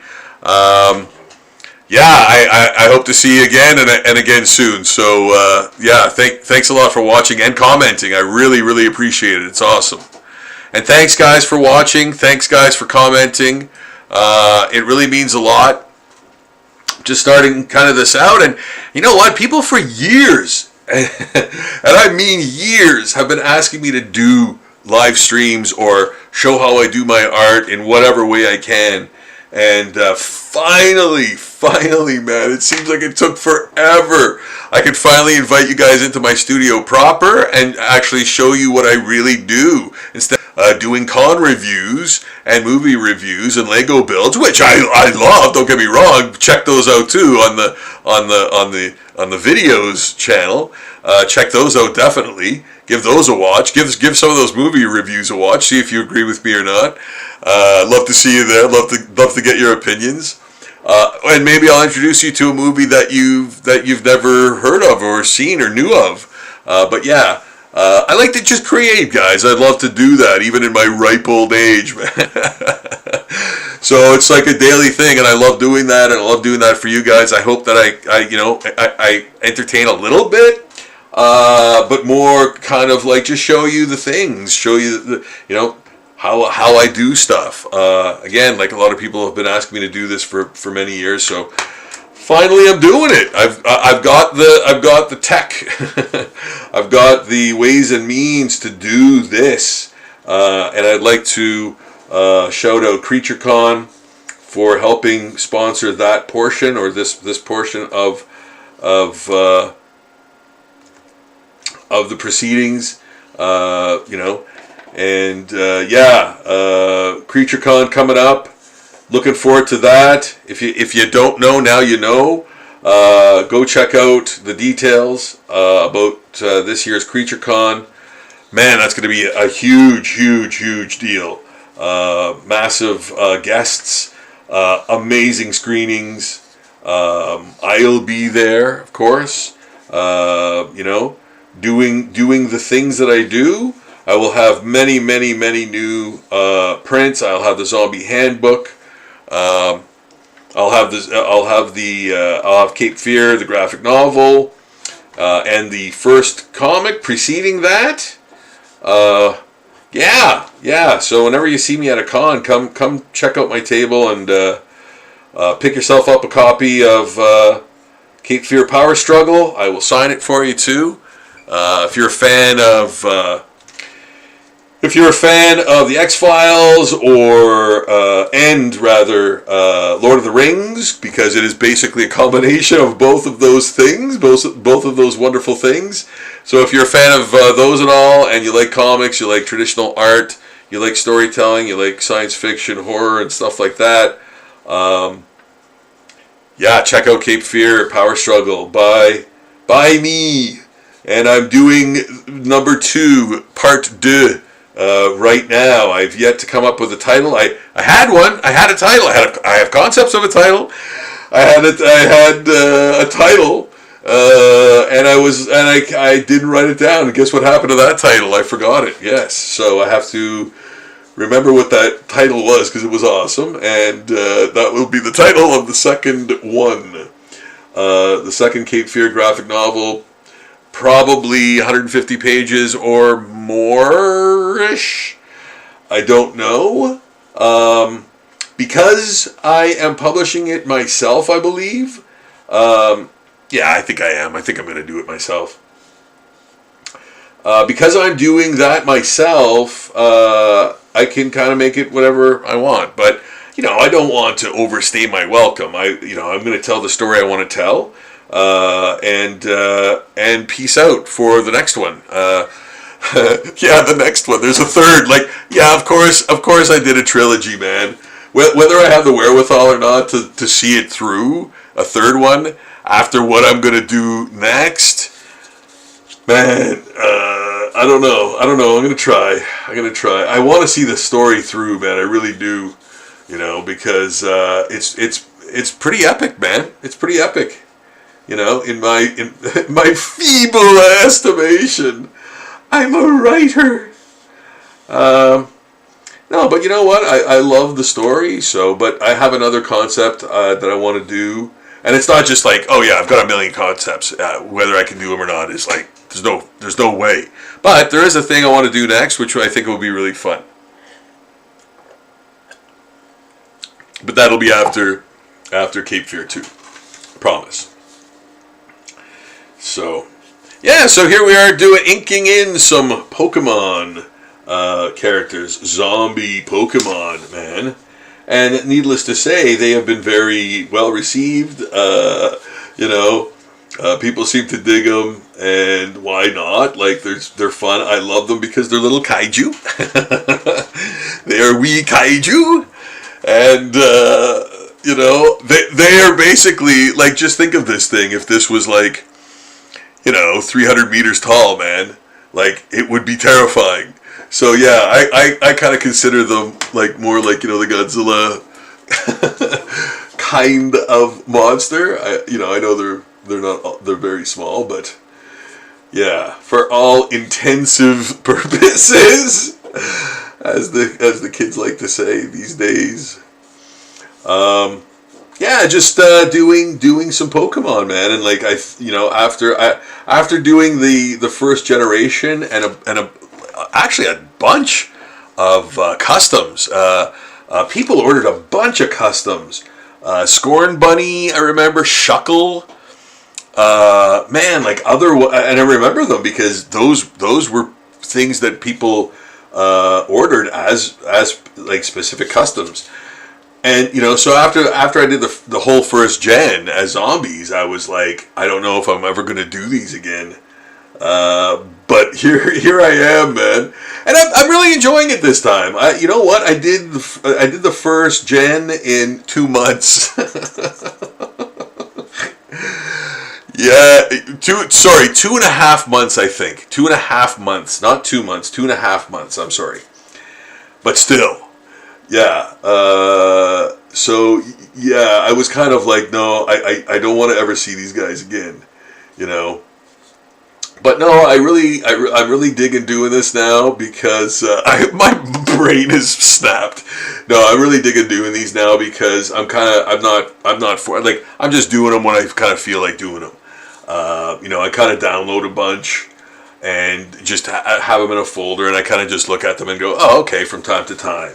So I'm always kind of doing them, but not as crazy as before. So Yeah, because I do enjoy them. Like I said, like they're fun. What's not to like? What's not to like about, drawing zombie Pokemon kaiju characters, man? Yeah, I'm a huge Godzilla fan and monsters like that type fan. So,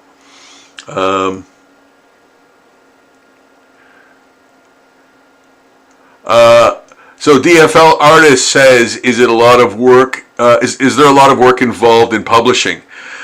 Well, yes.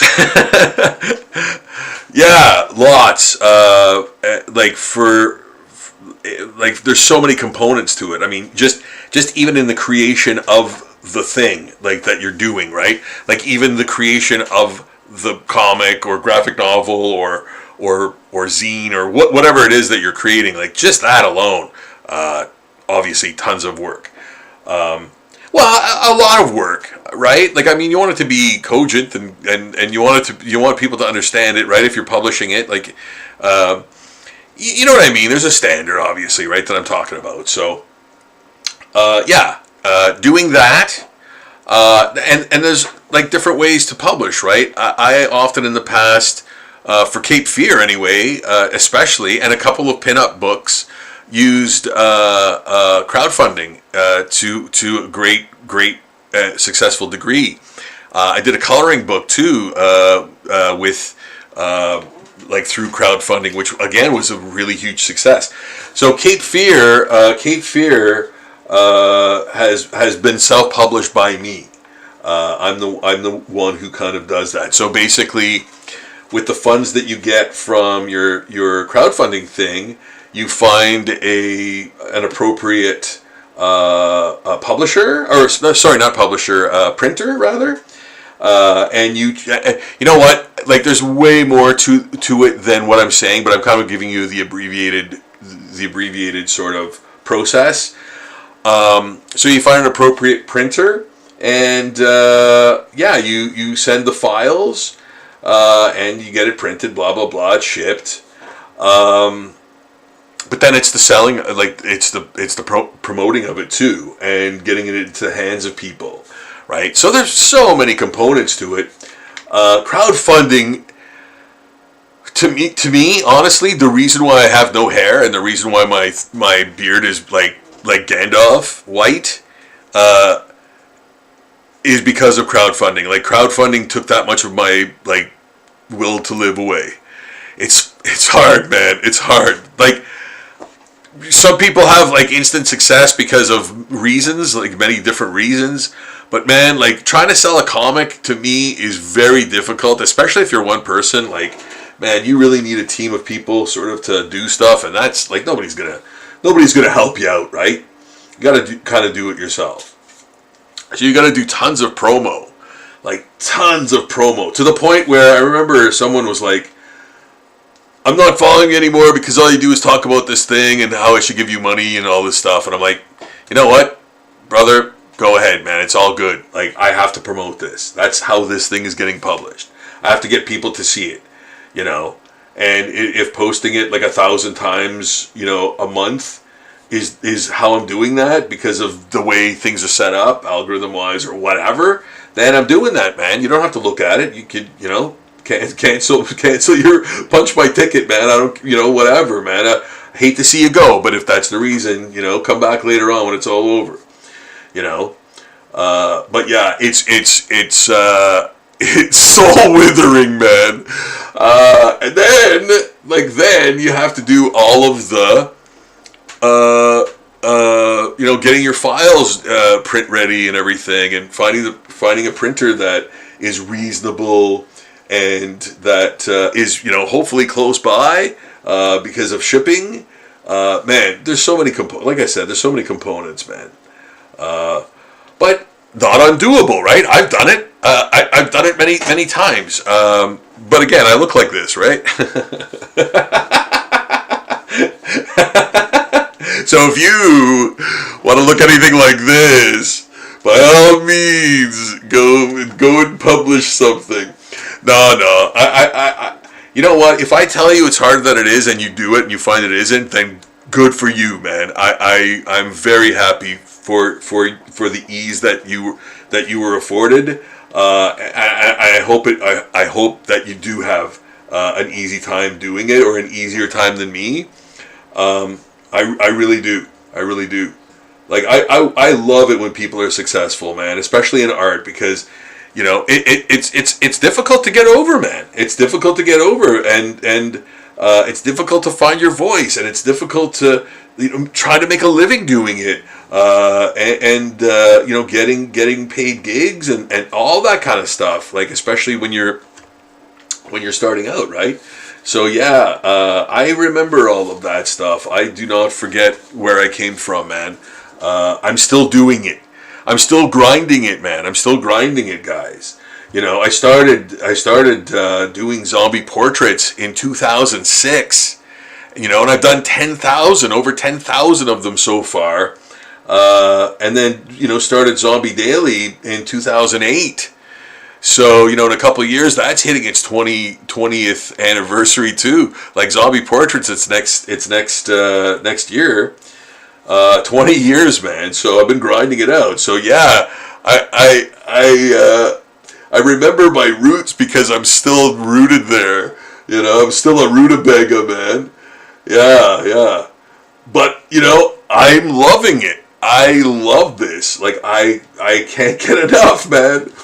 You know, and I love the reactions of you know, my fans. And you know what? Yeah, man, fans. And I can say that. I love that. I love that so much that I actually have legit fans and stuff. You know, and people that follow me because of the vast amount of work, or the kind of stuff that they like, or the fact that it's traditional art, or the fact that I'm still like grinding it out after 20 years. You know, whatever aspect of my career that kind of interests you, you know, is cool to me. That I love that. And you know, if you have any questions about stuff, guys. If I can't get to you tonight, for whatever reason, if I don't see you before I sign off, like if I don't see you down there, before I sign off, you know, check me out next time, and I'll write it down, and I'll kind of answer your questions there.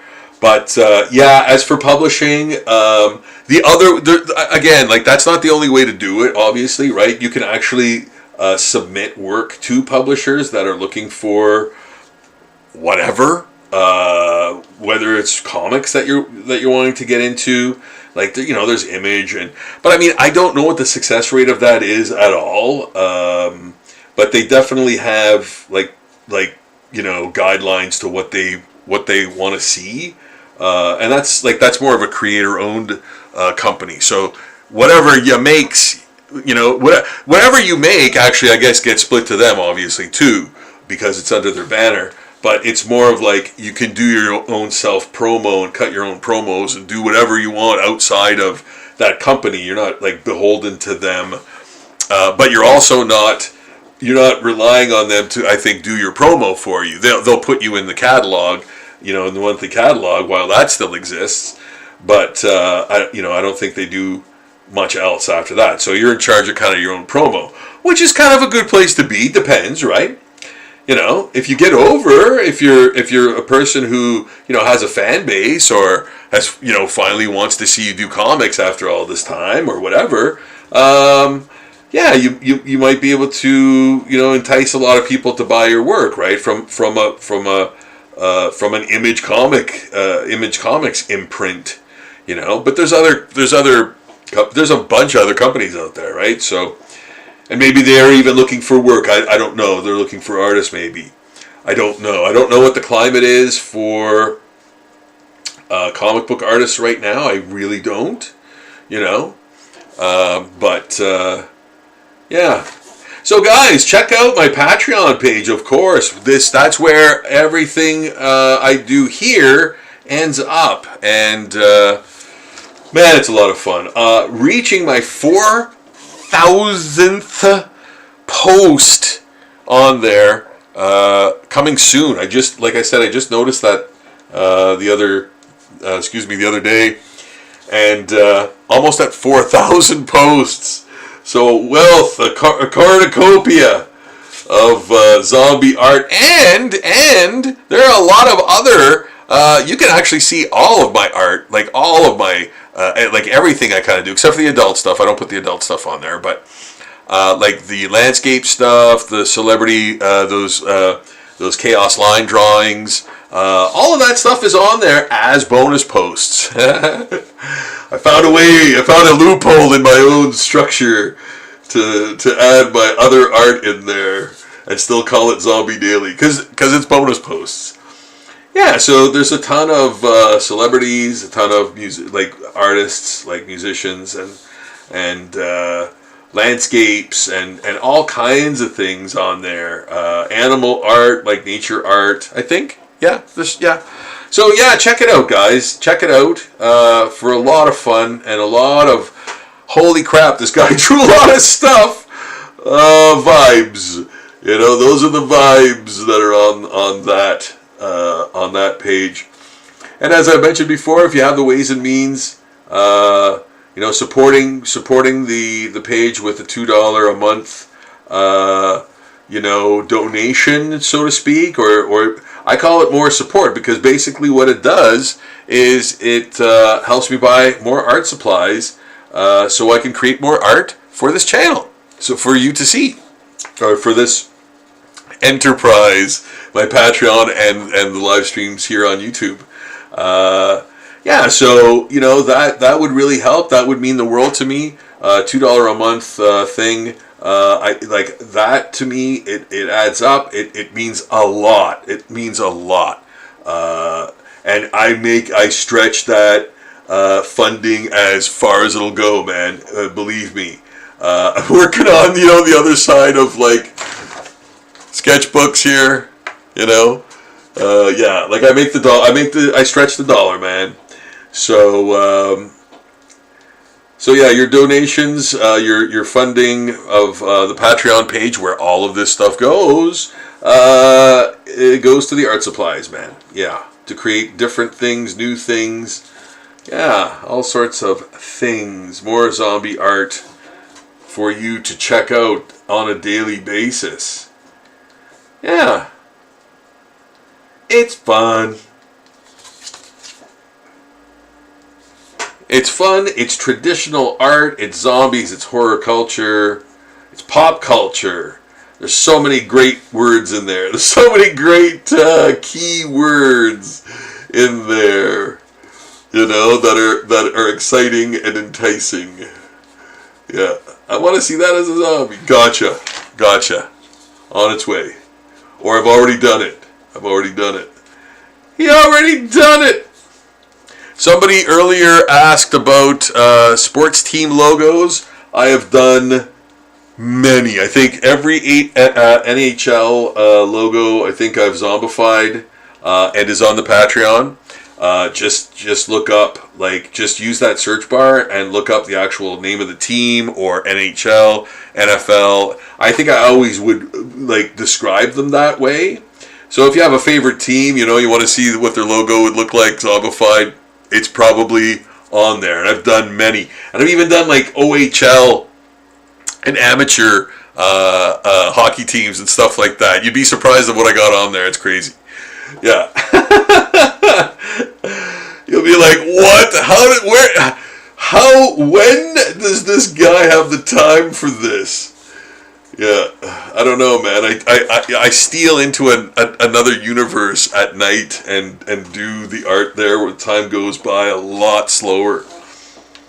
Then I pop back in and, yeah, look what I did! Look what I did in 5 minutes.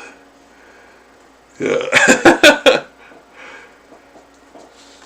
Yeah, so a lot of sports team logos on there. And this too, like corporate mascots, man. Like virtually every corporate mascot you can think of is on that Patreon page. Believe that. It's true. It's damn true. Yeah. Even weird ones, even old weird ones, man. Like everything from Tony Tiger to like Jack in the Box to like Pep Boys. Yeah, I've zombified it, man. You check that out. Yeah. Yeah. Check out that Patreon page. Then tell me, this ain't worth $2 a month. 4,000 zombie drugs, big deal.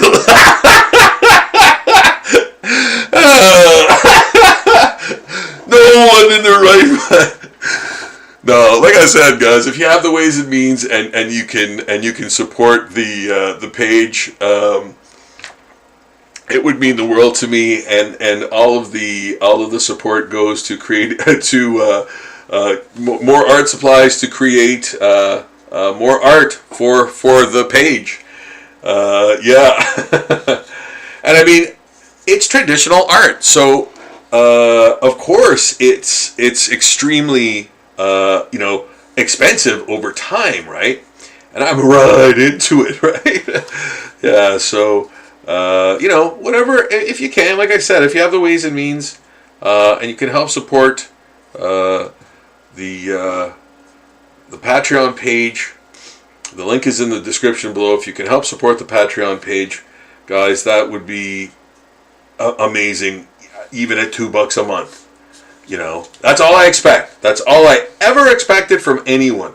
I thought if I could get 500 people on this planet, on planet Earth, of what, 8 billion people? If I get 500 of those people to throw in $2 a month at my Patreon to create, new zombie stuff and tons of other things, and do these live streams for people who like to watch and learn and hear about publishing and hear about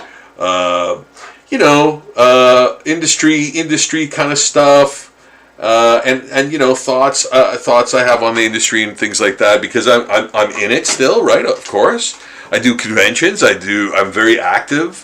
So I'm out there a lot, man. So a lot of people get to see me and everything when I'm at cons and things like that. So I'm right into it, and I love it.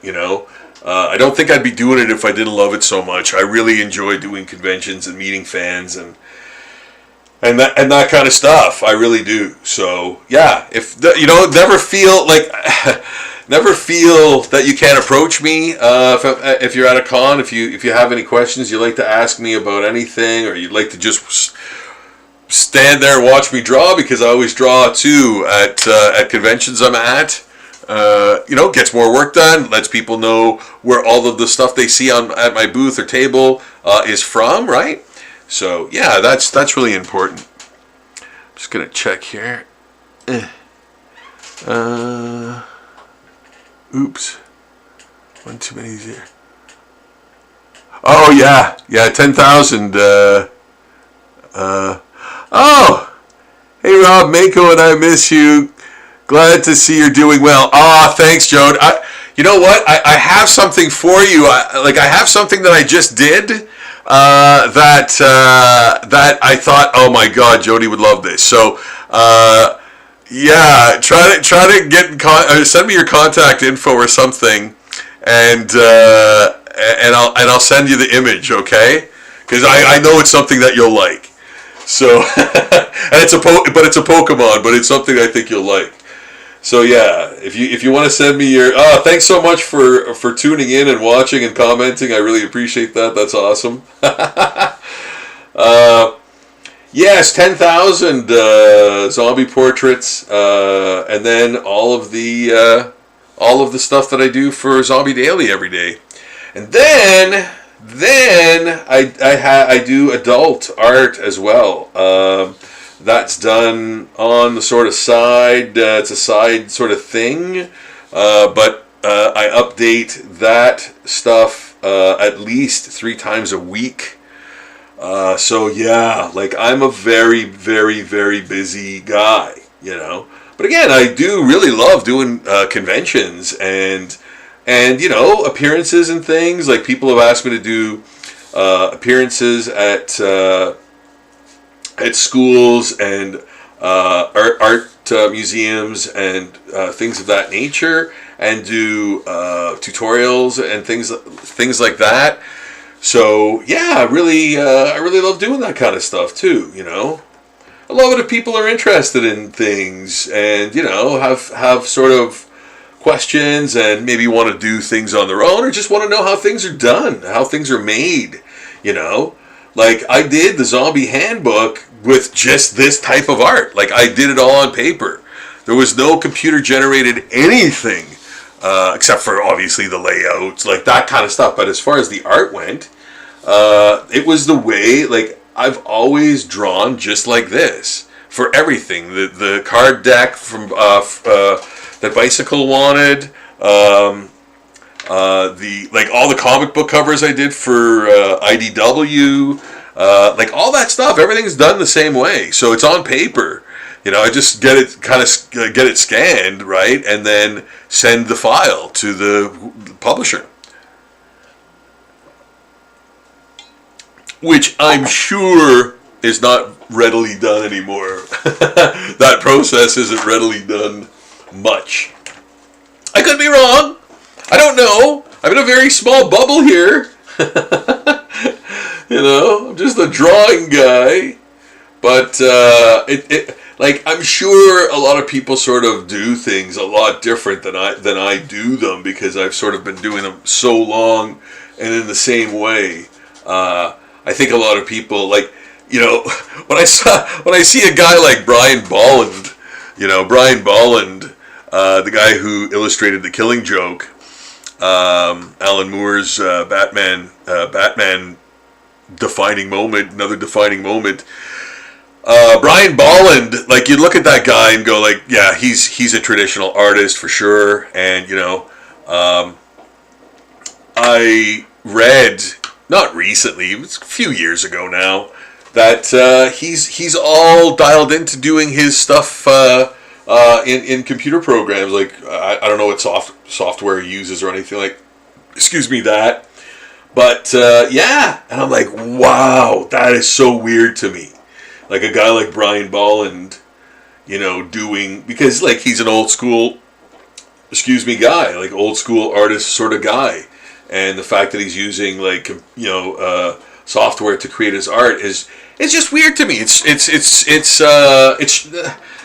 surprising almost. Maybe not surprising, but kind of like, interesting. Like, a guy like that's been sort of used to a certain art style or way of doing things for that long, sort of, you know, tried his hand at something else, and that's crazy. Like, at that, you know, that sort of part in your career, that point in your career, rather, you know. So maybe I can do that too. I don't know. I can change. You can change. Everybody can change. Yeah. So, Rocky V. Yeah, that was Rocky 4. That was Rocky 4. Oh, you know what? That reminds me. I gotta do a Rocky zombie portrait, like a Rocky movie poster, zombie poster of Rocky. That's what I gotta do. I gotta do that. Yeah. Yeah. I was loving doing those posters for a while too. That was a lot of fun. There! That's coming along! Huh? And man, I wasn't even going to do this tonight. I wasn't even going to do a Pokemon, like, a finish one. I didn't think I would anyway. But, there's that. I think that's 2, no? No, that's 1. Okay. I thought I had another. Oh, yeah, you know what? That's right. This Hitman top? Hitman top. Yeah, I've been working on that for a while. But yeah, the earwig, man. I'm gonna switch to the earwig for a bit. Cause I wanna juice up. I wanna get a nice start on the. I've only got 1 insect zombie done from the series. This will be the second one, so I wanna kind of concentrate on maybe this for a bit. If y'all don't mind. So Pokemon, insects, pinups, doing a total mixed bag of stuff. But I think mostly inking. Where's that pinup that I had that I almost finished? Did I have one? Yeah. Oh, you know what? There's a bunch that I actually... Yeah, there's a bunch that I actually started. But I think they're all fully penciled, though. Yeah, they're all fully penciled. So, yeah. I might get some... Yeah, I might do some of that inking a bit. If you guys want to see that... that's straight up inking, like not on top of paint or anything. That's straight up like sort of, tracing the lines. Yeah. You're a tracer. Oh, nothing could be further than the truth. Yeah. Inking is, completely different, thing entirely. So I'm really making those pincers huge, and I'm gonna sort of accentuate the segments a bit in the thorax, or in the, what is it? Is it thorax? I thought the thorax was this. This is the, I can't remember now. Thinking of too many things going on in the old Capesa to talk and draw. Yeah, I'm trying to find the lines in some of these parts, because I know I did some kind of cool little flourishes of ink in there, and it's, I think now I can see them. They're kind of hard to see with I used a very dark mixture of black and red, and I think there's a little bit of brown in there. So it kind of here, let me get that closer to y'all. It kind of it kind of covers the pencils a little bit, so you got to kind of see in there. So I'm gonna make a little sort of maggot kind of thing coming out of his carapace there. And these sort of bubble type things. These kind of part of the mutation that turned him into a zombie. With the worms, yes, the worms are controlling him, and they're propagating underneath his exoskeleton. Yes, that's what it is. That's what it is. That was the sort of story behind this insect's zombification. So I'm going to add a little bit of, and I'm using marker, man. I'm using marker too, on top of, with the pen and ink and watercolor pigment, paint, if you want to call it. I hate calling watercolor paint. It's not really. Calling it paint sounds weird to me. But anyway, the watercolor pigment, I guess, if you want to call it that, or paint, what have you. Using marker on top of that too. And whatever you want to use, man. It's your drawing, You don't have to adhere to a certain set of art tools, and you can mix and match. I remember one of my art teachers though said that I'm not supposed to use those mediums together. Those mediums together don't work, like watercolor and pen and ink. And I was like, what? What are you talking about? Of course they work. Everything works. You just lean into it and make it the thing that it wants to be, and then you use that for the artistic expression, So even if it didn't work, it would still work. So I was kind of flabbergasted at that statement from an art teacher. I was like, what? I'm using it right now. And I was, because that's when she commented on it. And I was like, that is weird. That's weird, yo. I was very young back then.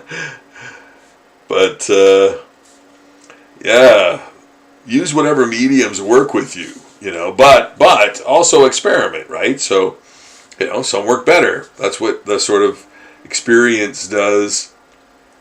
You've tried a bunch of different mediums, maybe papers with different types of paint or different, pens or nibs or brushes or whatever. And, you kind of find finally something that you like, or something that even works with your art style, because your art style might be very rough-hewn or something.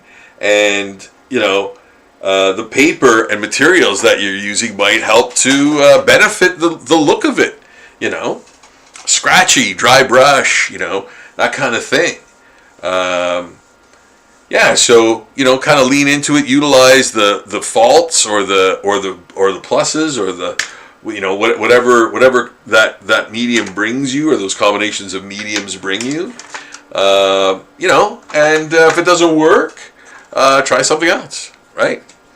So this guy, I don't even know where I got. This is from this super cheap, I think, art set, like art supply set. But this pen, the ink that comes out of this is like light won't reflect like from it. It's so dark, like it is so incredibly dark. So I'm using it, because of the super blackness of the pincers, and I'm using that ink this pen just for that reason, because it's kind of not really that great for anything else that I do, especially like right now. So, but it is really good for showing those pincers, because of the super blackness of it. And then when I add the highlight, it'll really pop. It'll really pop, because it's so dark. It's so dark. Yeah, but that is why I use that weird little pen. Okay. Yeah. So, I think I'm going to put a little thicker holding line on that guy, on this insect. Meddlesome insect.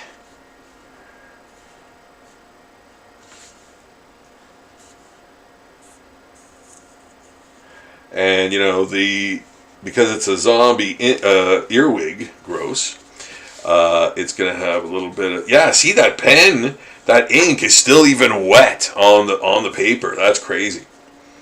So it's a very... I don't know what it is, but it's a very tough ink coming out of that pen. But that's what I wanted. I wanted that black to be like super, super Stygian,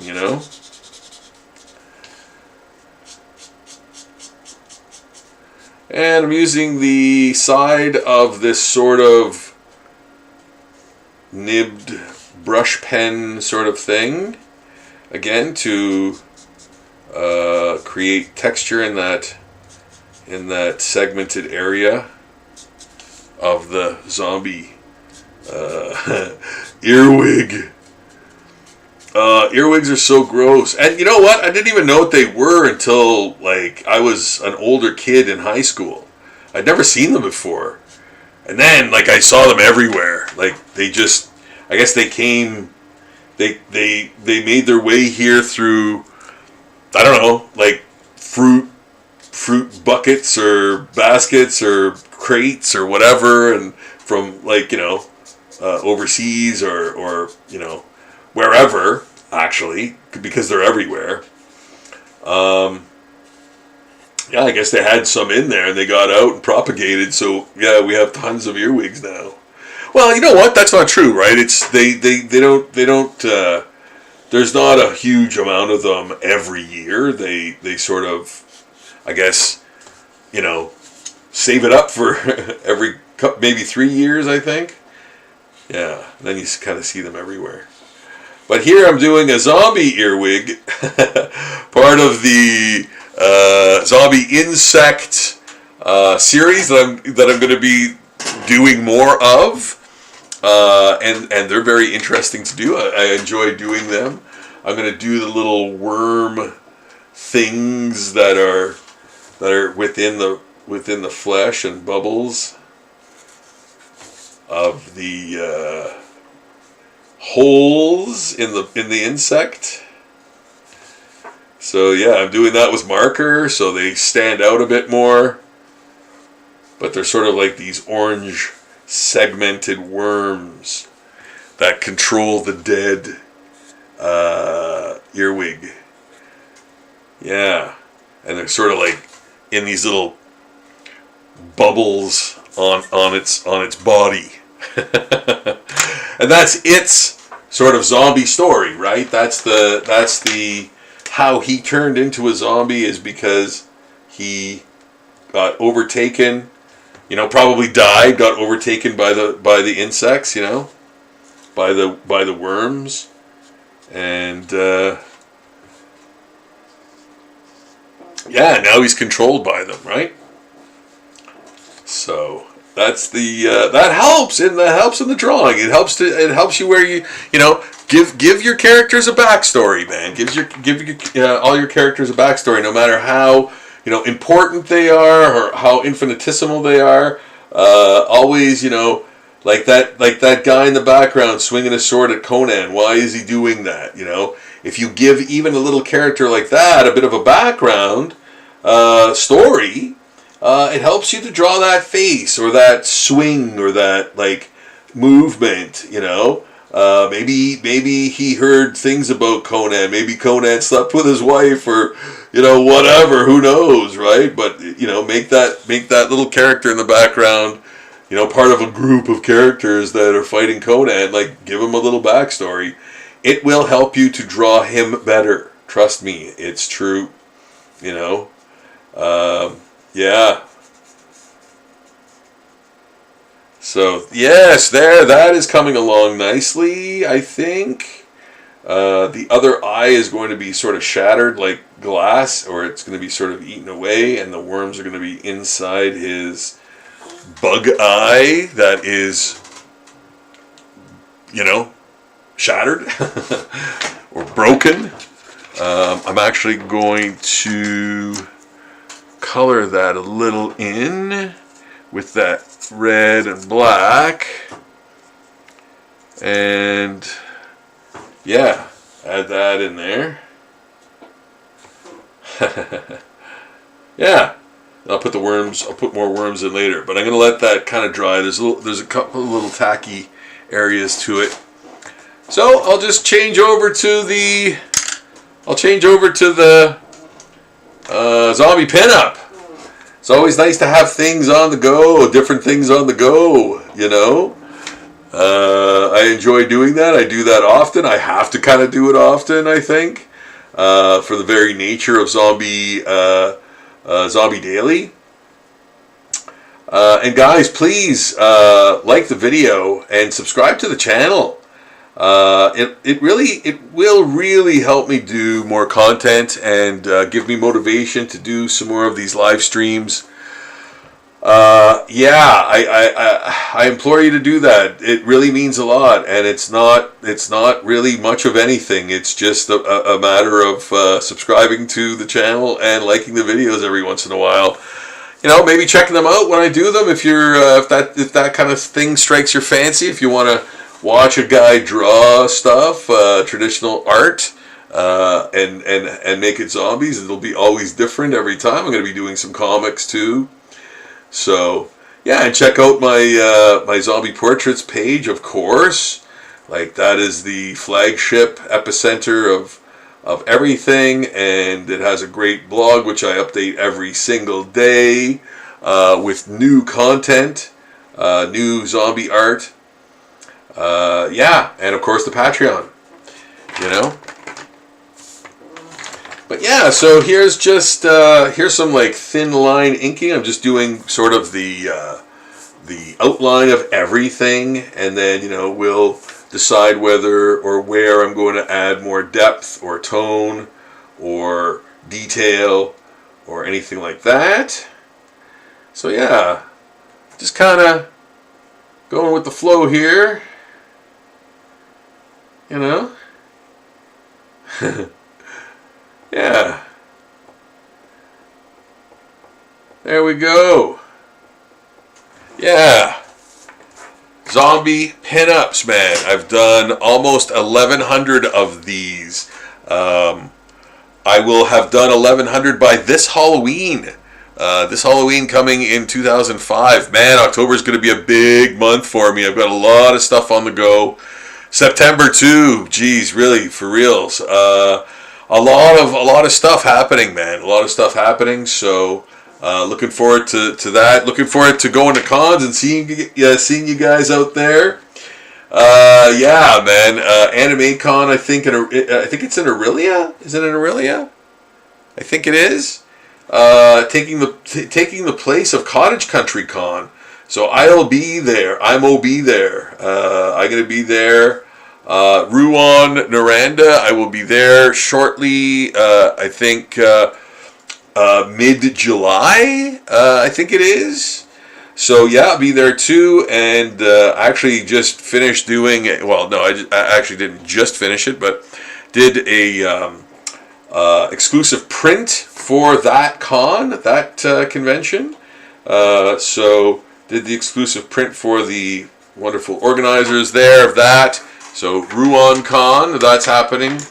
I've got going back to the Sioux. Looking forward to that as always. Yeah, doing that in October, I think. Oh yeah, like October. I am booked solid, man. But very glad to be. You know. It is by the grace of you, great fans, that keep me doing this, guys. So I really want to thank you for that. I want to thank you for watching. I want to thank you for hopefully subscribing to the channel. Giving the video a thumbs up would be wonderful too. Keeping me in the algorithm, keeping me in the flow, man. Making it easier for other people to find. Find my stuff. I do this kind of for the world. I want to be the premier zombie artist on planet Earth, man. Doing more zombie drawings than any other human. I'd love for you guys to be a part of that, man. Be fantastic to come along for the ride, guys. If you like traditional art, if you like zombies, if you like horror, if you like pop culture, if you like how-to videos and live streams like this, man, I'm kind of incorporating a lot of those fun things. Comics, man. And you never know what I'm going to be drawing next, what's going to be on the board next. So there's always that. What am I going to be doing next? What is he going to be? What is he going to be drawing? And then I'll do stuff too, where I'll actually just start something totally spontaneously and then draw it from top to bottom.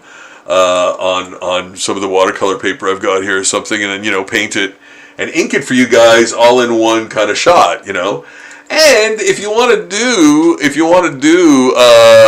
get me to do a custom for you, let me know, and I can actually do the custom for you as a live stream. I think that would be awesome if any of y'all are into that.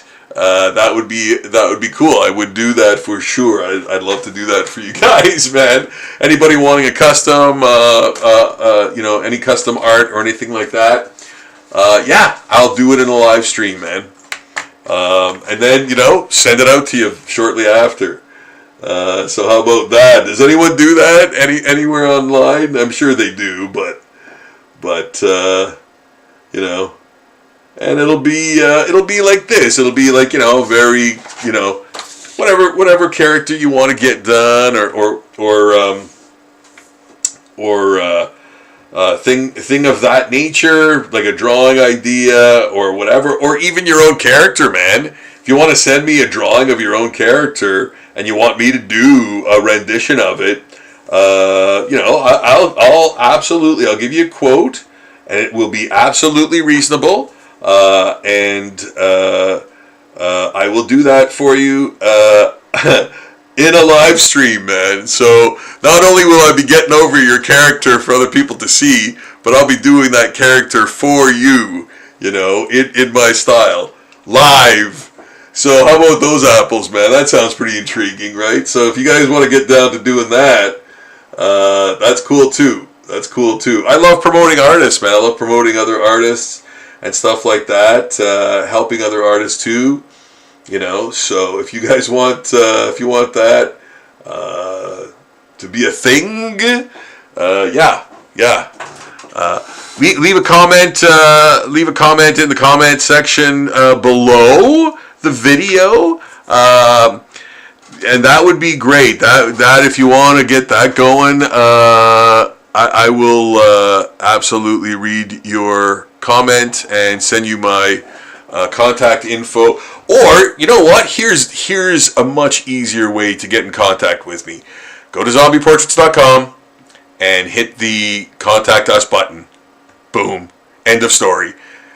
You'll be contacting me like directly, and if you want to get a custom done, and you want me to do it, as a live stream, too. Yeah, we'll discuss, and I'll give you an absolutely reasonable quote anyone can afford, man. So, all right, so yeah, let's get that going. That I think that sounds fun. All right, so yes, I'm doing some more. This is basically the tracing portion. I'm just kind of doing the outline of most of the details in here, and then going to add the dark areas, shading, details, textures, and all that stuff after that's done. So, like, you know, I started kind of adding some textures to the ripped top, I guess, that she's wearing, and a lot of people. I just wanted you to know, like, a lot of people were asking me about. Or noticed, rather, that a lot of the new zombie pinups weren't nude, like they mostly are, I guess. I don't know if they mostly are. Yeah, maybe they mostly are. But it's kind of because, you know, like, so many, I guess, platforms don't cotton to that. They don't like the nipple, I guess. They don't like, you know, nudity. You know, so yes, that's why I kind of just I'm like, you know what? If I want people to see this, like I'll do that, and I don't mind. Like, I don't mind. It's not like, oh, that betrays your creative integrity. It's like, no, it doesn't. I'm doing this anyway. Like, I'm doing you know, a zombie pinup anyway, and I actually enjoy doing more kind of detail stuff, like just more like ripped up stuff, and like, you know, elements, putting more elements into the drawing. So no, I actually like that. But no, they won't always be like this. I will be doing more nude zombie pinups, like, in the future, because yeah, like, I mean, you know, it's like you're doing a live model, but except you're just using a photo, and you're kind of just, you know, using that photo as a study. To you know, create the work, right? So, and then what I'm doing is I'm zombifying it as I go, type of thing. So, you know, the faces are often not anywhere near the same as because I'm doing these really fast. Like, I'm just eyeballing them off the screen, off my computer screen, like, super fast. So they're very, like, not complete, and they deviate, you know, a lot from the photo. I'm just using it as a basis, kind of thing. You know, general pose, you know, for a lot of them. Yeah, so using references just fine. Like, especially if you're doing something every day, yeah, you want to, yeah, that's a shortcut you can take. You know, that's a shortcut you can sort of live with, right? Like, there's absolutely nothing wrong with using reference. That anyone who tells you that is crazy. Check yourself in. You're saying that.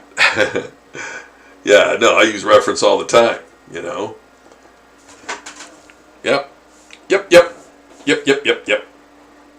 Like, I can't always remember how to draw horses, man. Like, horses are hard. Cats are hard. You know, for me, I don't have a cat, right? So, you know, having some and not having animals like that, sometimes it's hard to, you know, it's hard to remember what that leg looks like or whatever. So yeah, you're gonna use reference, of course. Come on now, yeah. In fact, for a lot of the Cape Fear stuff, what I would actually photograph friends doing some of the scenes, and I would stage the scenes for the Cape Fear art. So for the Cape Fear comics. So yeah, I would use absolutely tons of reference, and I would take the photos myself, right? So you know, you're kind of doing every single aspect of the art, right? It's almost like you're directing a movie, but not quite, you know. But you're doing a lot of the elements that create that art. So you're directing, you know, you're directing the models. You're taking the photos and angles and all that stuff yourself, and you're keeping the comic book method in mind when you're doing that as well. Like when you're taking the photos and you're directing the models, whoever you have to, like, you know, stage the scene that you might, you know what, you might have trouble with, like doing every single angle and keeping everything consistent if comics isn't your like natural go-to, which it isn't mine, but like I love the medium, right? And you know, I want to stay consistent within you know the story I'm telling. So yeah, like doing stuff like that is absolutely, everybody has their own method to do stuff, right? So especially if you're doing stuff independently and you have your own style and look and all that stuff, you know, lean into it, man. Make it yours, make it your own, you know. Eventually too, people will, if they see it enough, people will love it, you know. They'll become accustomed to it. They'll you know, want more of it. They might just really love your style, man. So again, there are some great benefits to sticking to something, not giving up too fast. You know, and I've been guilty of that too, man. I've been guilty of that too, like, you know, kind of giving up too fast with some things, but always, you know, going back to them and trying them out again. Because yeah, like you'll always attack things with different perspectives, man. You know, sometimes you need to stay, you know, get away from something that you're doing to see it from a different perspective, because you might be too close to it, type of thing. You know, or you might be too blasé about it, and you know, kind of not put the effort in because you're on autopilot. You're not as enthusiastic about the thing as much. So yeah, I always try to keep. You know, that's why I always try to keep like a number of things on the go: comics, illustrations, paintings, pen and ink stuff. You know, keeping it sort of always exciting and different. And you know, that's kind of what I do for Zombie Daily too. You never know what I'm going to post next, like what zombie from pop culture, or from one of the series I do, or from nature, or from, you know, I've done so many dinosaurs this year. Like, oh man, like the dinosaurs I'm posting, and I even got up to like saber-toothed tiger, woolly mammoth, like woolly rhinoceros, like the, you know, the mammals and that, like the prehistoric mammals too. So those are coming up. Those are coming up on my Patreon too. So stay tuned for that too. Those way more dinosaurs, man. Way more dinosaurs, and the prehistoric mammals are coming up. Those are already done and in the can. There are many more Pokemon to come. Many more Pokemon to come. So yeah, stay tuned if you're digging that stuff on the Patreon page. If you're digging that stuff, yeah, you won't be disappointed. There'll be tons more. Yeah, you're actually watching me do some of them tonight. So here we are doing this and keeping it real, man. Keeping it real. Yeah, with the pen and ink and traditional materials, man. And it is. You are keeping it real. It is real. It exists. It's a thing. It's a thing that exists. It's not nothing. It's something. It's not nothing. So yeah, creating some more Pokemon here, some more zombie pinups. If you're just joining us here on the live stream, doing some zombie insects. Oh, doing that. More Pokemon. Man, like tons of stuff on the go. I'll be doing some more comics, some more comic illustration. Doing Cape Fear 2. That's happening, as you can see. And then these giant behemoths, these H.P. Lovecraft sort of inspired elder god monstrosities. Working on these, man. Like it's a metal band name. Yeah. So there's nothing more metal than a dead flesh mutated hell zombie. Yeah, that is metal, man. That's as metal as it comes. So doing some of those too. Doing some of those. I've got a series of those too, believe it or not. Crazy, gnarly monsters, man. Straight from the depths, you know. So those as well. Tons of stuff on the Patreon page, guys, to check out. So please do check that out. New zombie drawings from the live streams and other times. Go on there every single day. Then to my zombie portraits page, and then out into the world on my socials. If you want it on the ground floor, check out the Patreon. Join the Patreon. Support the Patreon if you can. Like I said, if you have the ways and means to do so, $2 a month. A month is all I would ever ask anyone for that. The proceeds, all of the support goes to creating more art for the Zombie Daily page for you to see. So that is like a circle of life, as I've said in many times. But it's true though. It's true. You keep me going. Like your support and your interest.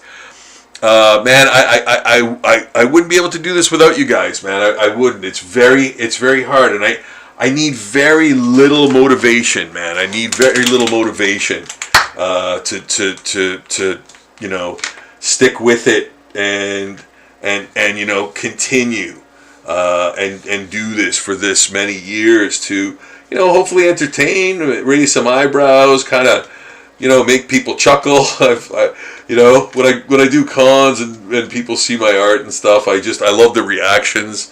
To some of the stuff. It's just wonderful to hear that. So, I guess people remember my work, man. Earlier, a friend of mine asked me about my first sort of art show, and that was like lifetimes ago. And people still kind of remember me from that, which is really crazy to me, They'll be like, "Oh yeah, I remember your art at that the Laughing Buddha." It was like they did like an art gallery. It's like a restaurant bar, but they have like an art gallery sort of. That was kind of a fixture. So yeah, and people sort of saying that now, like I don't know, 20 years later, like holy crap. So yeah, it's very touching and awesome and wonderful to hear things like that, guys. Like. It shows that you really care, and I love the fact that people are out there that are loving traditional art still and handmade things that people make, dedication to a craft, like all of those elements, man. That's like what makes us human, There's nothing like that. It's what really sets us apart from everything else, the creation of art. And I'm not the first one to say that. Obviously, Oh, you know what? I'm gonna do this the owl guy. Yeah, because I think he needs a holding line. So another Pokemon here. But again, like I could do this Pokemon character as a zombie 1,000 different ways. And that's the brilliance of art too. It's never the same. It's always one of a kind. That's its very nature, and it's a special thing, man. Like it really is. And I think it's not long for this world in terms of people doing a lot more new stuff. I think technology kind of will steamroll it to a degree because of greed and profit and stuff like that. But I ain't shook, man. I'm doing this forever. I'm doing this till, doomsday, man. And you can be sure of that, man. There's no alternative. There's just me doing this. Like this. And that's it, So, man, if you want to get any kind of custom done or get a zombie portrait done or anything like that, guys, please do go to zombieportraits.com, order a zombie portrait. You'll have an original piece of art. Ask me to do you a custom. It could be a custom of anything. I don't care what it is. Anything that you want me to draw. I do have some limits. I don't think I have to go over what those are, but yeah, virtually anything that exists or doesn't exist, even your own character. If you have a character that you're like, oh, I want you to either do a drawing of my character, or do my character as a zombie, or my character is already a zombie. If you could do my character, draw my character, or whatever. Yeah, man, I'd love to do that for you. Whatever the art case may be, I'm on it, man. I'm on the case, man. So, look me up, zombieportraits.com, and go to the ask or contact us button. Press that, and you'll be taken to you will talk directly to me. I will talk directly to you. You can ask me for any type of custom. I will give you a quote. I can even do that custom for you on a live stream. Get it finished for you on a live stream. Maybe even start it and finish it on a live stream, depending on what it is. Wouldn't that be awesome? So that gets your character over. People get to see your character and maybe be interested in your project or whatever the case might be. And you get to see it drawn live right in front of your eyes. So that's a cool little feature I think I'd like to do. I don't know if anybody actually does that online, like to that degree, but I'm sure it exists. I'm sure I've not just thought of this. But I don't know what people do out there, man. Like I'm a pretty reclusive, or not reclusive, but I'm a pretty I stick to my routine, man. I draw a lot, and I engage in pop culture a lot too, and stuff like that, and comics and things of that nature, Lego and all of those fun things. I don't know what the current trends are, man, that much, Like, what's the new Labubu, man? Is there a new Labubu yet? Or is Labubu reigning supreme, still, yeah. So, man, like, if you have a character that you'd like to see done by me, I would love to do that. I could post it on the Patreon, too, as content and for people to check out. Get your character over to see the live stream, get people to, see your character, whatever, to get it out there.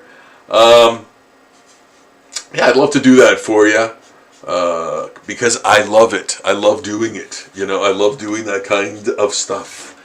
So, if you have the inclination for a custom and you'd like to see it done in that format in that way, look me up. Yeah, just go to zombieportraits.com. Check out the contact us button. I think there's several on the first page. Scroll down. Hey, you know what? Scroll down anyway. You're going to see some new zombie art down there. Brand new. Brand serial new. Brand new art down there in the bottom quadrant, the bottom portion of the Zombie Portraits page. There is the blog. The blog rolled in. You'll see the blog, and you can check out tons of new zombie drawings down there. And they're all in categories too. Check out the categories, man. Yeah. I do a lot of art, guys, and I love it. I'm telling yous. You hear me? I love doing it. I love doing the zombie thing. I cannot ever picture myself getting bored or tired of it. There's so much to the zombie art aspects of things. Man, I just adore it. And yeah, I love doing other stuff too. I love doing other stuff too. I do a lot of other things, a lot of other art as well. But the zombie thing is what I'm kind of more known for. And people come to expect that from me. Often called the zombie guy. Yeah, I think, you know what? I don't know if that started out as a rib or like a joke or like kind of, a pass off type of thing. But I love it, man. I want to be I am the zombie guy, man. I'm happy to be the zombie guy, Yeah, for sure, man. For sure. Nothing wrong with that. I'm leaning right into it, man. So my Patreon is at almost 4,000 posts. 4,000 posts. Use that search bar or pack a lunch when going to check out the art there. Because, man, there's plenty of it. Pack a lunch. Don't forget to hydrate. You will be there for a long time if you're checking that page out. There's also tons and tons and tons of bonus posts too, which is basically all my other types of artwork. So like celebrity, chaos line drawing, portraits, landscapes, nature art, comics. Yeah, man, I've got full comics on there, and those comics, not to shortchange the page, those comics all contain zombie elements, all of them. So they are zombie comics on there, and they're comics I did for this little indie comic company that would publish horror stories, like an anthology, and so I did stuff for them, and like the page rate was awful, like it was, but I still tried to put as much work in as I could, So they're not bad, like they're not bad stories. They're not bad. Like one of them's a Gilligan's Island, Dr. Moreau, like Island of Dr. Moreau thing with zombies. Another one's a sort of a Goodfellas zombie thing. And then there's like a swamp creature fights zombies. So man, if I was getting paid, like if I had time and I was getting paid like a decent page rate, the things I would do, but you know what? Not only was the page rate like just embarrassing, but there was a pretty tight deadline on it too. Not super tight, but because you're trying to make money in other areas and in other ways and means and stuff, and then you've got this, which comics are hard. Like comics are a lot of work, man. Comics are a lot of Like when you're working from a script, comics are, quite involving, right? For many reasons, right? Consistency in the art, relaying the script to like a readable, series of sequential art, like all of those elements, right? So not only are you getting a horrible page rate, like an insultingly embarrassing page rate, but it's like it's got to be done by this certain time. It's like, well, you do need a deadline though, man. You do need a deadline, so that's a good thing. But it's the last thing you kind of want to do, because of what you're getting paid and all that. I keep saying that, nobody likes to talk about money. I like to talk about money. I like to talk about money, because if you want to be an artist that makes money, you got to talk about that. You can't just go, where does the money come from? Where does the money from doing art come from, right? So you need to talk about that. You need to, like, that has to be part of your business plan, man, right? And I sound facetious, but I'm serious, right? Because a lot of people just don't talk to you about that. They just talk about the art part of it, Artists will talk about art. Teachers will talk about art. They're not going to talk about, the financial aspect of it often. Or I know I didn't get that element of it when I was coming up, in schooling, in art school and college. Like, I went to college. I went to college for art, but like, I already, like, it did help for sure. Like, it did help. I think it helped more in adhering to deadlines and stuff, which you absolutely need that skill. Like, if you want to be, a sort of an illustrator, an artist, comic book artist, whatever, you have to adhere to timelines and deadlines and stuff. Otherwise, you're completely unusable. Like, yeah, there's a billion people that will take your place, or AI will, or whatever. You know what I mean? Yeah, and don't give me that AI's a tool thing. Nobody please say that to me. Please, do not say that to me, man. That ain't happening. Tool. Yes. Is that a thing? Have people actually considered, called AI a tool to create art? No, it isn't a tool. Think about what a tool is. A tool is a hammer, a saw, whatever. It needs to be guided by a hand in conjunction with many other elements to create a thing. It doesn't just spit crap out, I'm saying things. It's the way I feel. Everybody's got their opinion, man. Everybody's got their opinion. And that's totally fine with me, man. I'd rather be someone's friend than enemy over something so stupid or so infinitesimal that it literally means nothing to me. AI art means nothing to me. Like, I just don't care about it. Like, it's the worst, and it's like, it's so beneath, like, it's so far beneath where my eyes want to be. Like, holy crap. Yeah, so, like, that's just how I feel about it, guys. No one needs to get hurt. So yeah, man, I'm doing some more of the Pokemon, this Pokemon character here. As I said, man, I really enjoy doing these, but I did have to take a little bit of a break because I was leaning into these guys hard, man. Like, holy crap. So, yeah, I've got a lot. I've got a lot of these guys in the tank. I need to sort of do some other things, and thankfully, as I said, I've got many things on the go.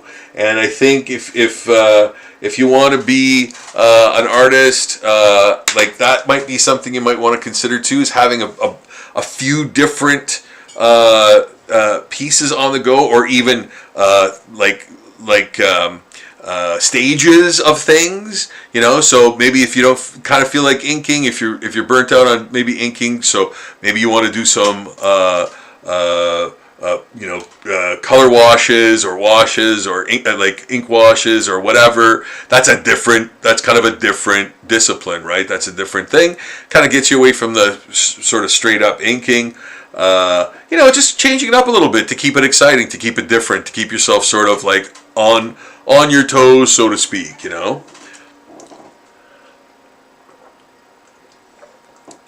And I even mean like sketching too in your sketchbook and stuff. Like, always do that, guys. Like, if you want to be an artist, like I'm talking to the sort of fledgling artists out there who want to sort of, get to be doing it for a living. Yeah. Okay, just checking the chat there. It's all good. Good. So there. So, if you guys have any questions about anything, like even cons, questions about conventions, pop culture conventions, what to prepare, what to bring. Man, I even have a bag like that I bring with me that has, a little first aid kit in it, like a mirror, just in case. Like, you don't want to be at a con all day and like have a zit growing on your nose that you don't see, or like something in your teeth, and you've been talking to people at your booth and they kind of see that. You want to know if that's a problem, right? So I have a little mirror with me too, like just stuff, But like what kind of art to bring to a con, how to sort of entice people to your table, how to conduct yourself, things like that. If you want sort of little tips on things that I do at conventions to sort of even pass the time, you might want to know about that, because here it is, guys. Like, you've got time that you could be actually working, doing your craft. I don't mean working in a I got to do this work, but like, draw while you're at the con. Show people that you're doing it, that you're the person behind the drawings and the artwork that are at your booth or table or whatever it is. Don't stay on your cell phone the whole time and just be looking down at your cell phone. Like, be aware of people around you all the time. Like, greet people that come within about like a 5 or 6 foot radius of your table, man. I've always marveled at like seeing people walk by and go, like, thinking to myself, this person absolutely doesn't give a shit about my art or what I'm doing or anything. But I just greet them anyway. I just say, hey, how's it going? And they'll come over and they'll buy stuff. They'll buy things, because it never occurred to them, because maybe they were just going to pass by, right? So just greeting people and doing it in a sort of benign way, not in a pushy way.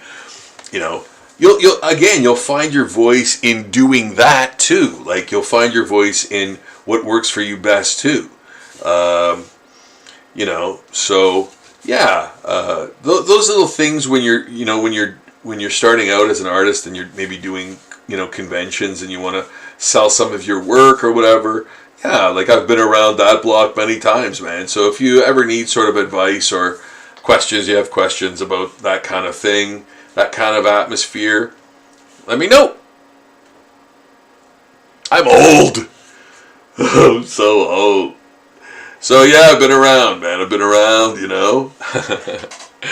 So I can probably help you out if you need help. There! Without even knowing or thinking about it, I almost basically finished this. Just chatting with you guys. Okay, so you know what? I think I must end the stream for tonight, guys. I am wiped out. And you know what? I didn't do a stream last night because, oh my goodness, it was so hot. It is kind of hot even now, but that's fine. That's fine.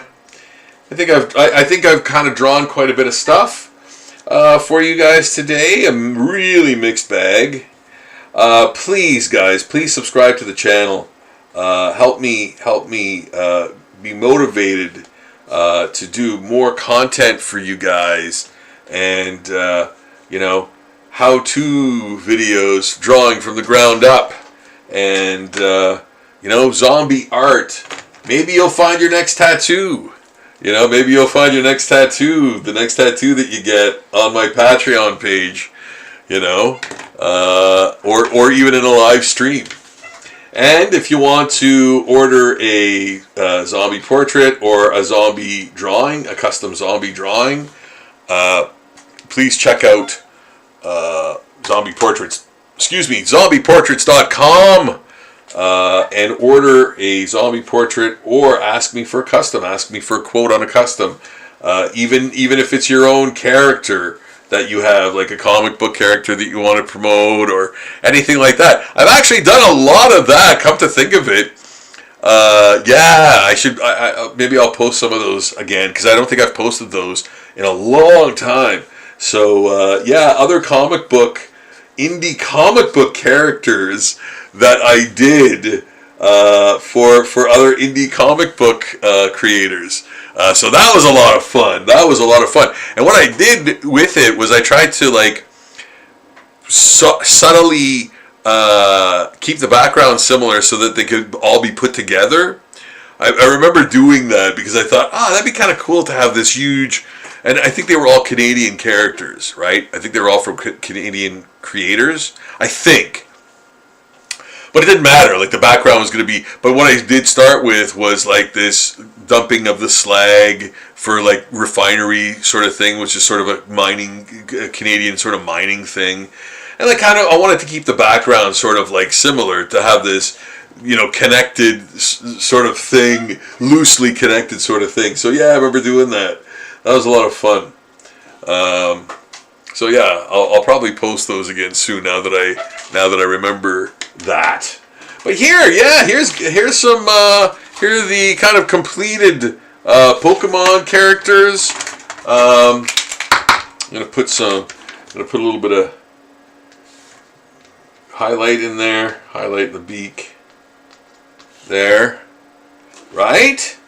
Yeah, pops a lot more, right? With those highlights in there, maybe some highlights on top of the wings. The wings kind of seem metallic, or almost, to me. I don't know. I'm gonna kind of maybe lean into that idea. I like leaning into things. There. Yeah. All right. There we go, guys. I hope you had a great evening with me tonight. I will be back again soon. I'll be letting everybody know on my socials when that will be. Might even be tomorrow night. I don't know. I'll have to see. But it will be coming up again soon. I will be doing another live stream for you guys. I love doing it. It seems like a lot of people are digging it, which is crazy cool, awesome. I love that, and I thank you all so very much for joining me, supporting me, liking my work. Checking out the Patreon if you want to do that with all the artwork. Man, I'm reaching the 4,000th post on there soon, which is mind-boggling to me. Like I said, I just noticed that the other day. I was checking out, some of the numbers there, and I was like, wow. So lots to see. Like I said, if you wanna check that out, pack a lunch, stay hydrated, and check out tons of traditional art with a zombie and pop culture influence. Nothing wrong with that at all. Those are great words together. I love all of that. So if you love that too, if you love the horror, you love traditional art, you like zombies, you like pop culture, man, Zombie Daily is for you. So check that out. That's my Patreon page. I'm going to leave the link to it in the description, of course, and links to other places if you'd like to pick up the Zombie Handbook or Cape Fear. Man, my t-shirt shop is really blowing up on TeePublic. Wow, I'm really surprised and delighted, of course. That's really cool. I'm glad people are starting to really frequent it, and Yeah, that's I'm really loving that. So yeah, check out that too. So many different cool T-shirt designs. Some of them are really funny, I think. So if you want to check those out, I'll leave the link in the description below as well too. And guys, again, thank you all for joining me today. Please subscribe to the channel. Please like the video. I'm going to say adios for now, but I will be back again soon. Check out my socials for when that is. And I'll leave all of those links too, so if you want to find me, I will stay plugged in and you will find me. All right. I love you guys. Thanks